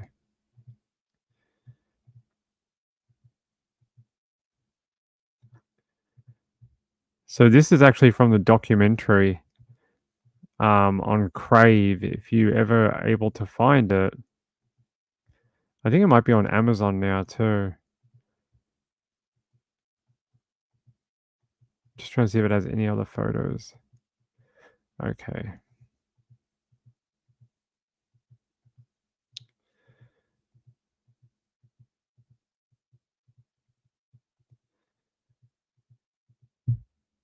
All right. Let me upload this and I'll see if I can get it for you. The documentary is pretty good, but I would say take it with some grain of salt. Things have progressed since that documentary sort of came out last year, and I don't know if Kevin Donovan still believes in what he says. I asked him, I didn't get a reply, but maybe he does, maybe he doesn't. Let me just double check what this is. Okay. So here's a demolition from the documentary, actually. There you go. You get a pretty good view. You can still see like furniture. Look at that. There's like what looks like maybe a bed or a couch or something. It's black in that floor of the home. So you can tell there definitely was a lot of stuff left behind. And let me check this one. And then I wanted to show you. There's that.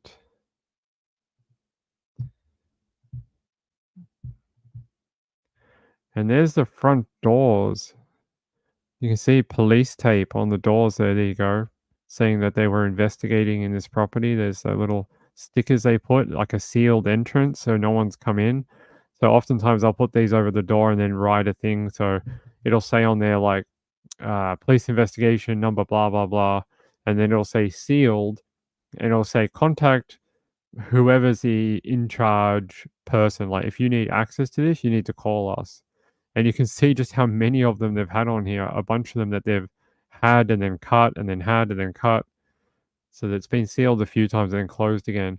Here's a photo of Honey and Barry's bedroom, and you can see the amount of stuff. Like they got a fireplace, a telly, a sort of sitting area over here, probably a closet behind there somewhere. Let me see. I might have another one for you. There's that one. Oh, okay. Good work, Ping. That's not okay. So yeah, there you go. Just those ones. And there's the front door with the police tape, and then it being demolished. There you go. Or just go through the garage. That's unlocked. Yeah, like the Urbex guy did. I think that happened many years later, though. I think that happened like not. I think those stickers and that were taken from early in the investigation. The garage was taken just before this, just before they demolished it.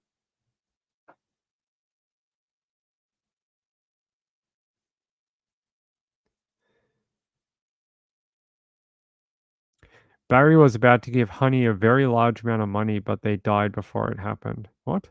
The sister of Honey said Honey told her she was leaving everything of hers to the sister. Barry was about to give her a very large amount of money, but they. Right. So, yes, I know what you're talking about now. So in the weeks before the murders, Honey actually went and visited her lawyer to make a new will and testament. But they've never been able to locate that. And the only one that I said that earlier, the only one they've only ever been able to locate is Barry's one, Barry's will. They've never been able to locate anything that Honey had or that Honey had done recently. And I find that very interesting. I find that extremely interesting. Did someone know? Did someone know that the wills were gonna change at some point? And was someone gonna be left out of that will or not get the same amount of money or something? It's very odd, right? You would think a woman of Honey's wealth and status in the community, and she would have her own will, because Barry's will said, "If I die, everything goes to Honey." And Honey probably should have had a will that said, "If I die, everything goes to Barry." So it's very, very odd that they can only find Barry's will. Yeah, she wasn't leaving anything to the kids. Yeah, that doesn't surprise me with the way I was told. That she disciplined the children. She didn't want them having a lot of money. She wanted her children to be grounded and be like normal. She didn't want them to be warped by masses of money. She wanted them to go live their own lives and, build their own careers and make their own money. So she was very much in that I will give away my wealth so my children will get nothing kind of thing. She hated that Barry kept giving them money. Jojo says, "I've always thought it was about the money." You know, maybe I can say it this way. One second. I'll see if I can do it. One sec.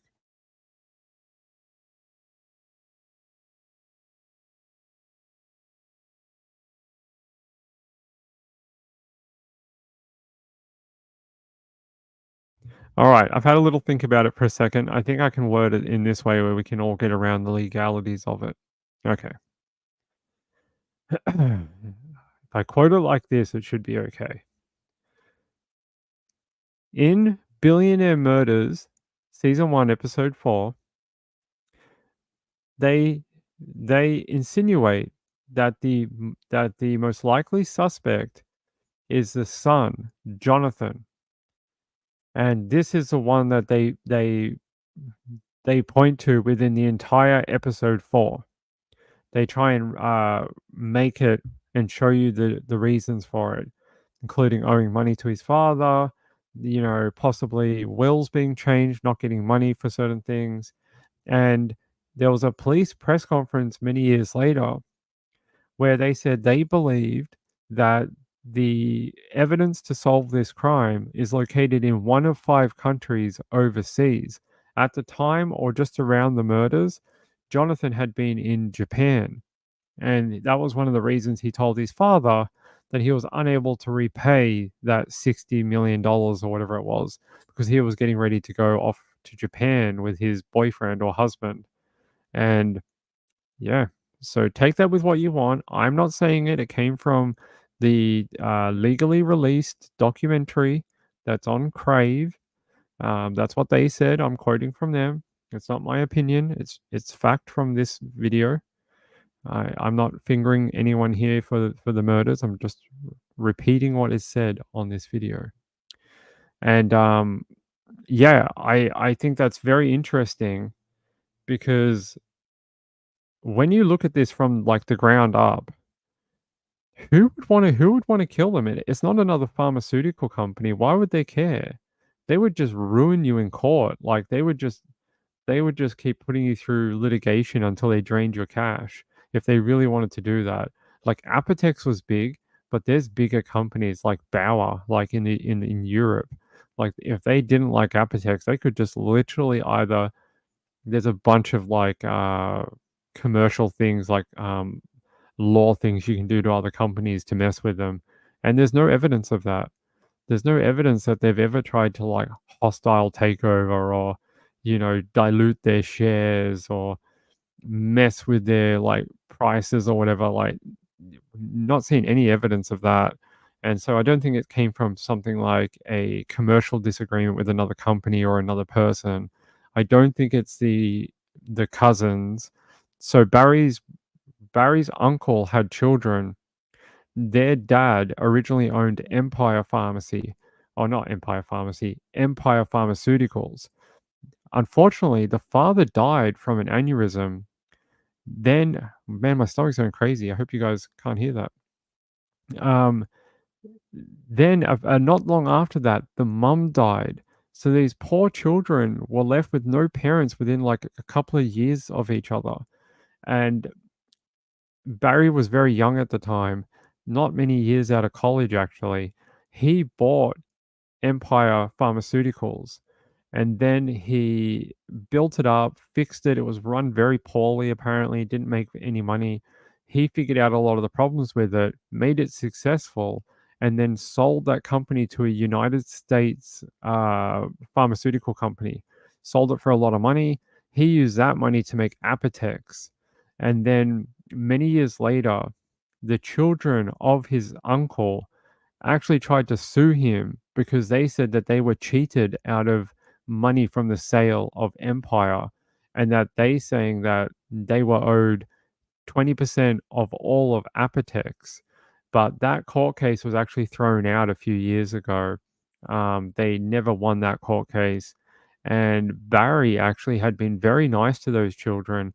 He had given them jobs, he had given them money, up to $15 million. $15 million he gave them.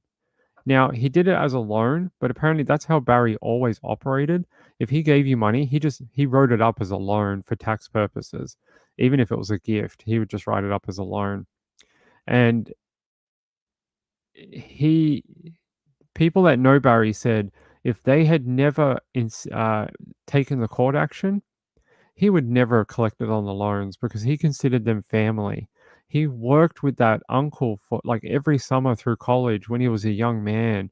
He had a lot of respect for him, and he would have taken care of his children because they were family. The fact that they took him to court really hurt Barry, but again, they're not sure that it has anything to do with their murders. Um, I mean, that one of the children is quite vocal and violent about Barry. He said a few weird things in the media like, "Oh, I wanted to see Barry's head roll down the street," and "Oh, I dreamed about murdering him and stuff." But apparently, he has a rock solid alibi for the day. Apparently, people know where he was at the time of the murders. So, I mean, I don't know, but there you go. There's a little bit of weird extra stuff that was going on with Barry. Yeah. So that was I can show it to you. It was Empire. Empire.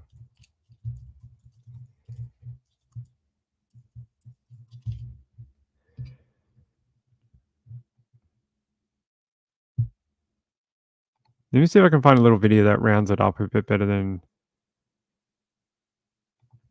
I can. No, I can't, but I can show you a article about it from CBC.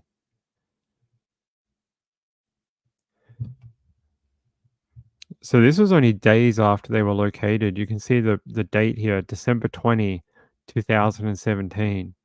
That was only, right around when they were killed, December 17th. December 13th, sorry. It was about, what is this, 20th or 13th? About a week later, at December 2017. Barry Sherman's orphan cousins fight for cut of Apotex fortune in lawsuit appeal. Lawsuit concerns Toronto billionaire's purchase of his uncle's company 50 years ago. So they're saying they're four brothers called Kerry, Jeffrey, Paul, and Dana Winter. They started action a decade ago although Dana's widow, Julia, is now acting as his representative. Jeffrey is not involved in the appeal. Sherman and his wife, Honey, were found dead in their home on Friday. So that happened only a few days before this article came out. And it says here, the Winter brothers' father, Lewis, ran Empire Companies, a pharmaceutical business, until his death in 1965, when the siblings were just children. Their mother died within a month of the father's death, and they were actually orphans. They were adopted by another Toronto family. Sherman was Lewis's nephew and had worked at Empire Companies from time to time when he was younger, according to court records.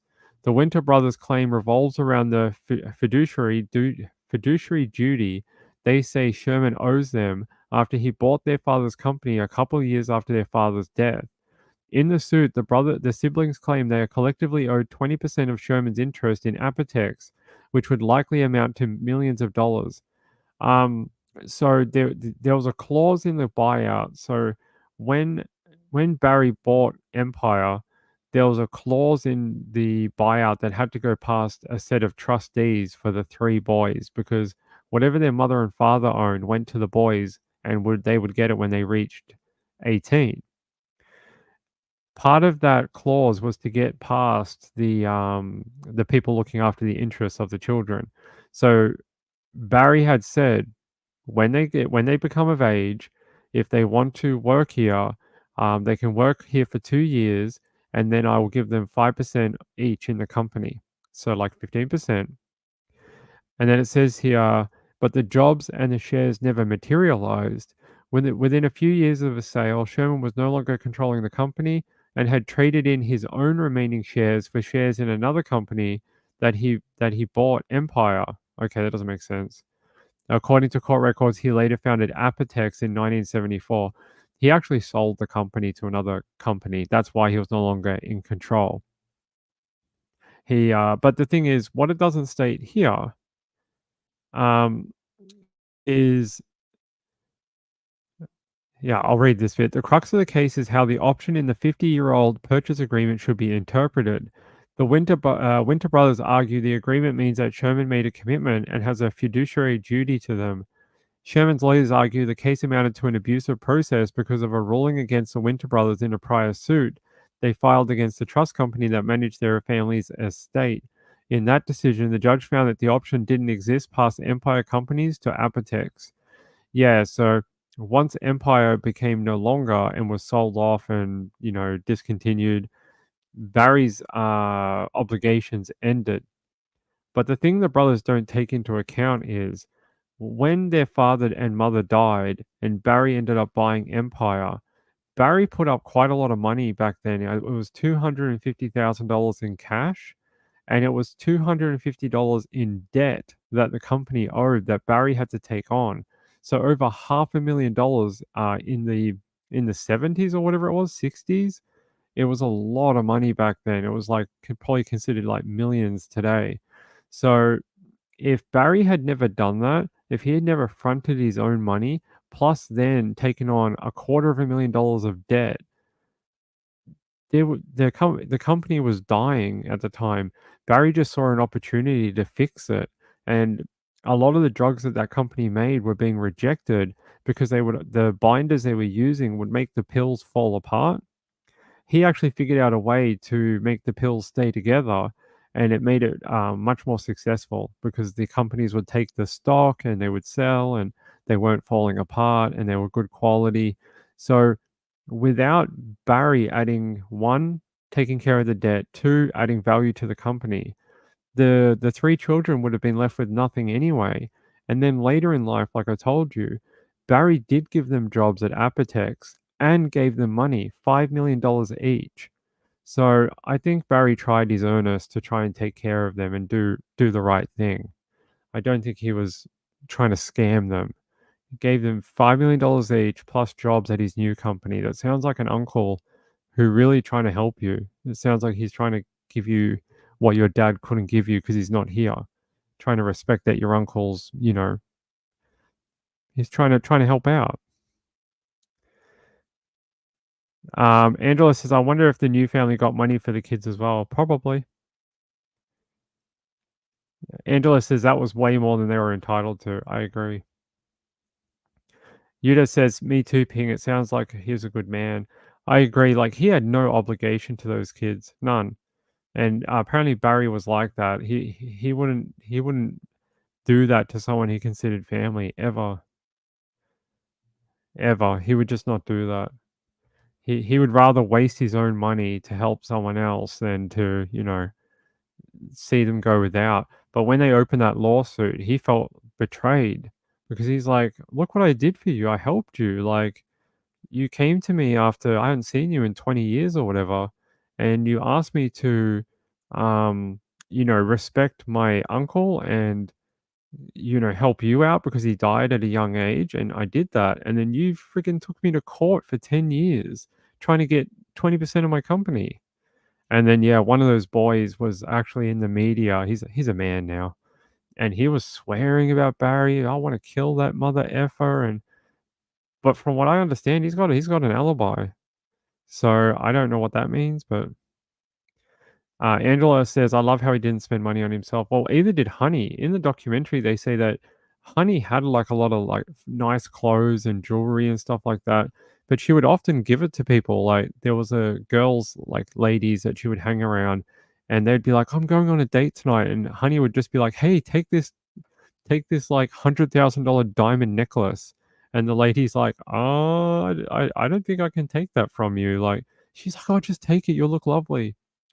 And Honey would do weird stuff, like, she had pants that she bought in the 1980s, and if they ripped, she would just sew them up, and everyone's like, "You're a billionaire, you don't need to sew your pants up, you can just go buy new pants," but that's what they were like, they were pretty thrifty on themselves in at times, even though they owned a lot of expensive stuff, but they were happy to help other people. Yeah, like, they did weird stuff like that. Like, they wouldn't replace certain things because they didn't see the value in it, but they saw the value in helping other people, and I like that, but look, hey, don't get it twisted. Anyone who has a billionaire company like this, they have stepped on a few people along the way to get to where they are. Please make no mistake about that. They have probably pissed off, and in some other people's version of events, they've probably ripped off a few people too. Don't get it twisted. That has probably happened. People don't get to billionaire companies without screwing a few people over or pissing off some people. I promise you. Look at any billionaire company in the world, they're all the same. That's the one thing about business. You're always going to someone's always going to feel like you ripped them off, or that you stepped on them to get where you got to. It's just a fact of life. Um, yeah, I read that too. That she did a lot of things for them. They both did, and that's why I think, like I said, it really hurt when they brought that lawsuit because they just didn't understand. They were like, "What do you mean? Like, we've been supporting you for 3 decades. Like, ever since you were babies. Like, we looked after you." Like, they didn't live with Barry and Honey, they lived with a different family, but apparently Barry and Honey would send stuff for school and send things for, like, Christmas and things like that. They never forgot about them. Angela says, "I know that. I read about some of the drug companies that didn't like Barry." Yeah, I know, but I don't think that had anything to do with their death. I mean, co companies like that will deal with it in court. They aren't gonna send a hitman. It's not a movie on FX. It's Yeah, no, he wasn't involved in the appeal. So there was a court case earlier, it was in the early 2000s or mid 2000s. That one lasted quite a long time. They lost that case, and then they wanted to run an appeal, but I think it was just before they died, one of the other sons didn't want to be involved because the litigation had gone on for so long, and then one had died, one had passed away. Yeah, might be up here. Yeah, Jeffrey was not involved in the appeal, and then it was, yeah, Dana. Dana had died, and his widow, Julia, was his representative. So he had died at some point. So I hope you found that interesting. I do have a little bit more for tomorrow night, to do. It's more of some more like deeper background, but I wanted to at least get to the new information and some of the photos and things like that tonight. It's actually flown by. I can't believe what time is it? Far out. Have we really done 2 hours already? Has it really been a 2 hour show? Holy crap. I had no idea that it was 2 hours already. Far out. Time flies when you're reading good true crime. It really does. I had no idea it had gotten so late.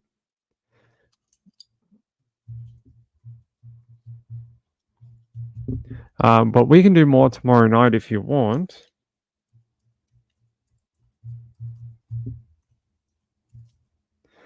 Just let me go in here and have a look. That is very kind. I want to thank my friend Vicky. Vicky sent in a donation for tonight's Barry and Honey show. I really appreciate it. That is very very kind of you, my sweet friend. And I had one earlier. Oh my god, did I say thank you to Laurie? I did, right? I hope I did. Where is that one? There was one from earlier. Here. And my friend Laurie. I really do appreciate it from both of you. Um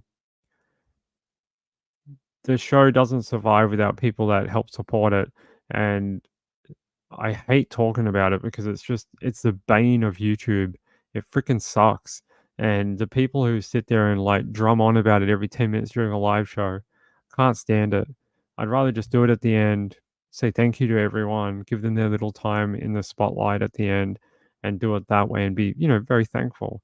But I don't want to be one of these people that are like, hey, this show requires you to input a coin every 5 minutes. We're not gonna do that. I'm not gonna do that. It's a free and open platform. Anyone can come and watch. That's the idea of YouTube. But if people value it, then that's very kind. I do appreciate it. Rachel says, "I really hope that they solve this case. We all know the longer it goes on, the harder it will be." Yeah, 100%. I think that it's disturbing to me that it's taking so long. But if there's one thing that the Long Island serial killer case taught me is don't give up hope.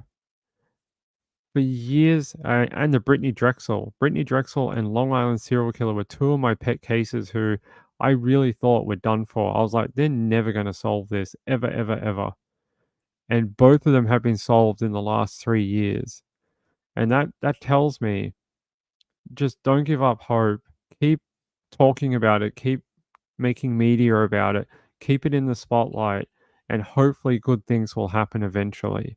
We'll get answers. People will be arrested. We'll find out how all this happened, and it'll no longer be a mystery. So that's what I'm planning to do. I plan to keep making shows about Barry and Honey. We'll do more tomorrow night, I promise. For the people who couldn't be here tonight, I have an entire second half that we weren't able to get to tonight. I told you the show was about 2 hours long, but we're only about 50% of the way through what I wrote.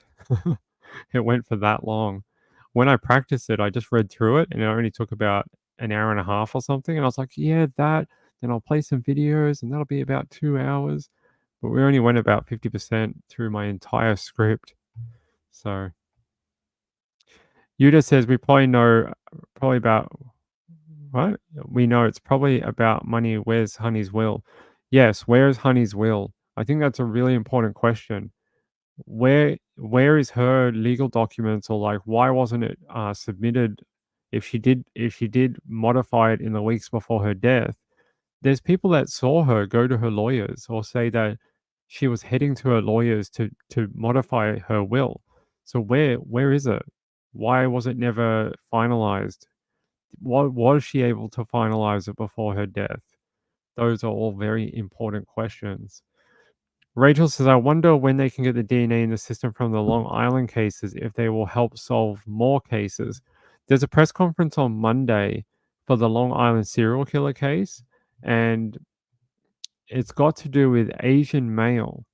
The Asian they think he may have been like a cross dresser or a transgendered person.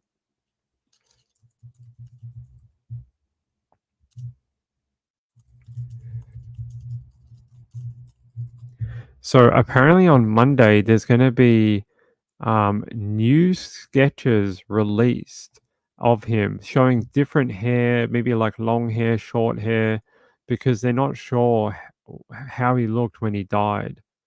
So, and they think he's possibly a man who was living as a female or something like that. So, on Monday we're going to get brand new sketches of him, which I think is great because the one that we have is terrible. It looks like a 5-year-old drew it. Okay, maybe that's a bit harsh. It's not very detailed. Okay, that's probably the nicer way of saying it. Sorry, a 5-year-old couldn't draw it. Just it's not very detailed. There could be anyone. Sorry, that was a bit snarky. Sure, the artist is a great artist. Here you go. So that's the original one. It's just not very detailed. It could be anyone. It literally could be 20,000 Asian men in the New York tri-state area. Like it's hopefully the ones we get on Monday are much better, much better. I'm not saying not less talented. Maybe they didn't have a very good source to work from, something like that. So I'm sorry about that. I shouldn't have said that. That was wrong. Shouldn't disparage someone's career. That's wrong. Yeah. So on Monday we get to do that. That'll be fun. Talk about more Rex Heuermann and Long Island serial killer. That'll be good. You know, I before we go, I actually missed all the drama in the Madeline Soto stuff. I had no idea there was all this drama going on because I just don't pay attention to like drama, whatever you want to call it. I don't pay any attention to any of it. But I had no idea that there was this giant fight between like Plunder and this person and blah blah. And I was just like, come on, grow up, grow up. There's no such thing as exclusive. There's no such thing as exclusive government documents. They're free to the public. Like you might have to pay for them or whatever, but they are a free. Like the law in America, First Amendment, you know, makes that possible. I think it's the First Amendment, right? Or Fifth Amendment, whatever one it is. I'm not American. Ask an American. But there's laws over there that require a lot of states to give out public documents, things like police reports, even traffic tickets in some states, reports that like the local government do. Like, say you had a beach and it was, had some sort of environmental issue, you could ask under the Freedom of Information Act to get those documents on any reports that are viable under whatever search term. So Angela says, I was on the docket today, Plunder on the docket, and Gray paid over 3,000 and people took them. Well, I know a little bit about this story. What happened is Plunder put them up on her Patreon, and then someone took them and used them for a show. But what do you expect is going to happen? You made them available for $3. I mean, what are you going to what do you mean? You put it up for sale for $3 and someone took it. I mean, what did you think was going to be the end cause of that? I mean, if you don't want them being released, keep them under wraps for a week or two. Just use them for your show, and then when you're ready and you're okay with it being spread everywhere, then you can put it on your Patreon. Yeah, that's what happened. She put them up on the Patreon for $3, and then got upset when people paid the $3, took them, and used them to make their own YouTube channel. I gotta say, I don't see anything wrong with that, really. I mean, if you can't control once you put something up for sale or online, it's a free commodity. Like after they purchase it, you have no control over that. You can't be like, I'm so mad because someone used it. You're the one who put it up for $3. Like I can't, I can't see how you're supposed to be mad about that. You wanted to make your Patreon money. You should have put it under like $5,000 or something. Then people could have said, if people said, well, we can't buy it. Well, you could have said, yeah, because it was expensive. That's why they're $5,000 on my Patreon now. Because I can't have people using them for their own shows.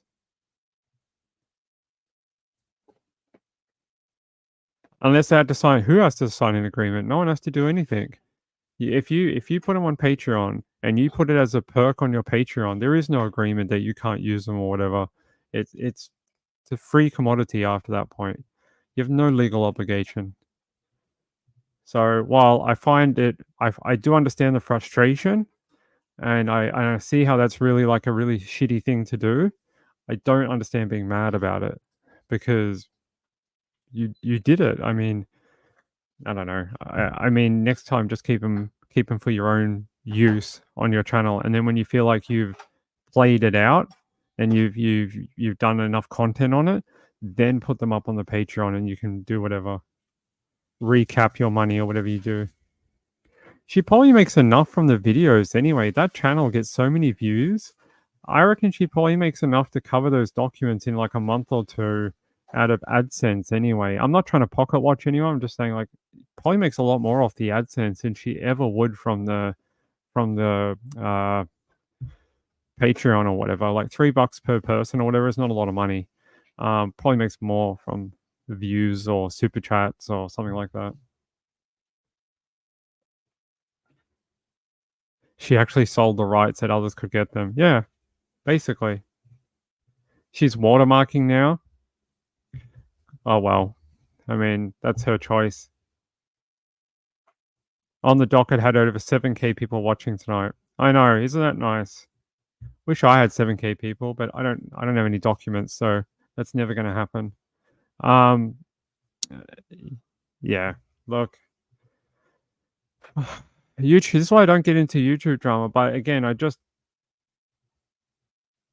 know. It's just like saying it's like saying you went to the store and they had for sale a watermelon, and the person's like, "Don't you be sharing that watermelon." And then you bought the watermelon and walked outside and cut it up and gave it to all the children in the street.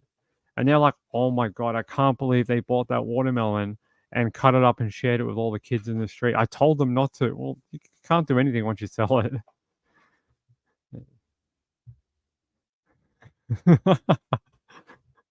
Oh man, I'm not fired up.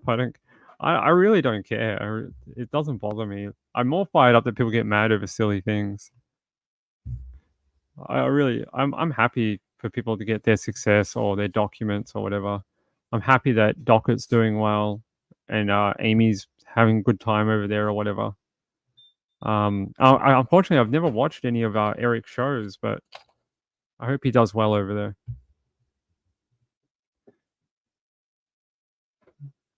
Well, sort of.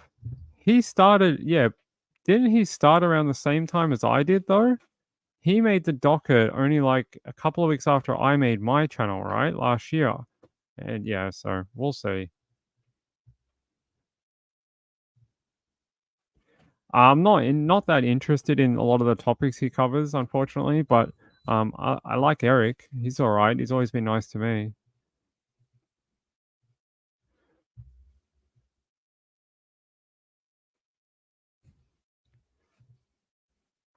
I know who he was. Yeah, he used to be on Crash's channel. I know. I know who he is.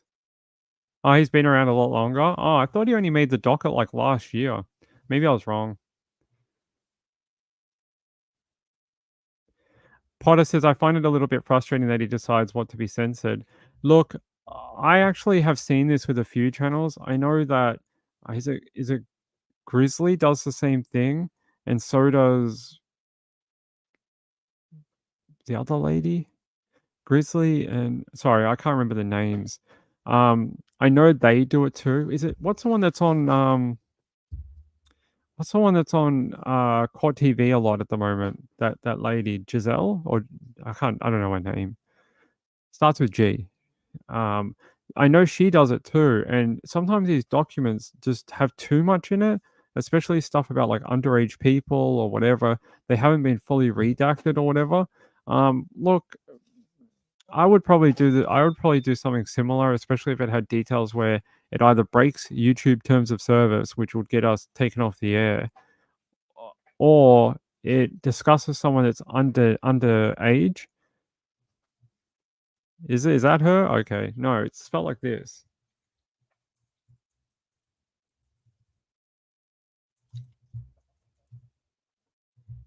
I'm probably spelling that incorrectly, but I put it in the chat. People will know who that is.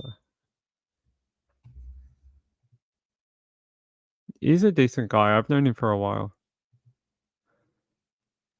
Oh, I don't know. I haven't watched, but I know there's a few creators that do censor some of these documents. I don't know what reasons behind it, but I know there's more than one that does it. So if we talk about one person, we sort of have to talk about everyone because there's a few. He protecting his channel and the people in the interview. Yeah. So I don't begrudge anyone. Oh, it's Grizzly. That's the lady. That's the lady from Grizzly. Yeah. Sorry, I get a bit confused with all the different names and then the channel names and the people and who they are. But I know that they do it too. They redact certain bits and pieces where they have to, and we have terms and conditions that we have to abide by too on YouTube, and some of them are really silly. Like you would think like there's some things in true crime that we should easily be allowed to talk about, but there's things we can't. It literally breaks our terms of service for monetization. So, and that's not just ads on the platform. That's super chats. That's memberships. That's all under the one banner. There is no difference between the ads, the memberships, and the super chats. It's under the same set of rules, the same things. If you break it, you can get in trouble, like real trouble. They'll take away all your monetization. So one of the things they do before we go for the night, if you mess up at the end of the month when you get your AdSense statement and then you get paid or whatever, they will literally deduct shit from you. They'll deduct stuff for you where they feel like you've broken the rules or that's no longer applicable, and they'll just take your money off you. I'm not even kidding. You won't find out till the end of the month. You won't find out now when you did it. You'll find out in 4 weeks' time, a week before they pay you, and there's nothing you can really do about it. I mean, you could try to appeal it, but you're probably not going to win. So you can start losing money out of your pay if you get too far down that rabbit hole. Angela says, "Yeah, I heard there was some pretty sensitive information in that roommate interview. Something about a female. What's the way I can put it? A female toy. So the roommate heard something like a female toy. That's the way I'm going to say it. So I don't know if that had to be. Uh, oh, you're waiting for me. Is that why you sent the email to me earlier? But look, hey guys, don't get it messed up. I don't care how people make their money on YouTube. I don't care if people make their own whatever. Whatever they need to do to make their money is fine. I don't pocket watch no one. Couldn't give a crap if someone makes $5 million or 160 billion. I don't care. But yeah, I like that funny story. It was interesting. We'll be back tomorrow night. I promise. Tomorrow night will be more on time. It's a weekday. I'll be back here at 9 p.m. Then I'll be back at a for the late show at midnight. Oh, actually, tomorrow's Sunday. Sunday's only one show. We go at about 10, and then we're back on Monday for you guys at 9 and midnight when Trish is back. So, hey, I love you all. Have a great Sunday. I don't know what you're going to do on Sunday, but I hope you have a great day. And if you were able to catch this live show really late, and I hope you enjoyed it, I'm going to change the title so it represents what we talked about tonight. I'll change it to Honey and Barry, and then we'll be back tomorrow night for Honey and Barry part 3, part 2. We've got a bit more to talk about, some of the background details. Rachel says, thanks so much for covering this case. You sent me down a rabbit hole. You got hours. I could recommend these things for you. If you want to do some homework before we come back, watch Billionaire Murders on Crave or Amazon, I think, if you can find it. There's also the book, The Billionaire Murders by Kevin Donovan. That's a great book if you can find it. If you need a copy, email me. I might be able to point you in the right direction. Legally, of course, like we have to give him some money. Support independent writing. And watch his channel. There you go. Watch his channel. We got parts 1, 2, and 3 now. So, hey, I love you all so much. I have the best viewers in the world. I really do. I cannot do this show without it. Otherwise, it'd be a weird Australian just talking to a monitor every day with no one on the other side. I'd just be sitting there talking about crimes to myself. It sort of feels like that sometimes. Yeah, I'll see you tomorrow. Hey, have a great night, everyone. Angela says, thanks. I hope your stomach feels better. I hope you guys couldn't hear it. It's been so bad today. Peace out. Bye-bye. Bye. Bye. I'll see you later. See you later. Bye. You can't stay here. You have to go. All right. Bye.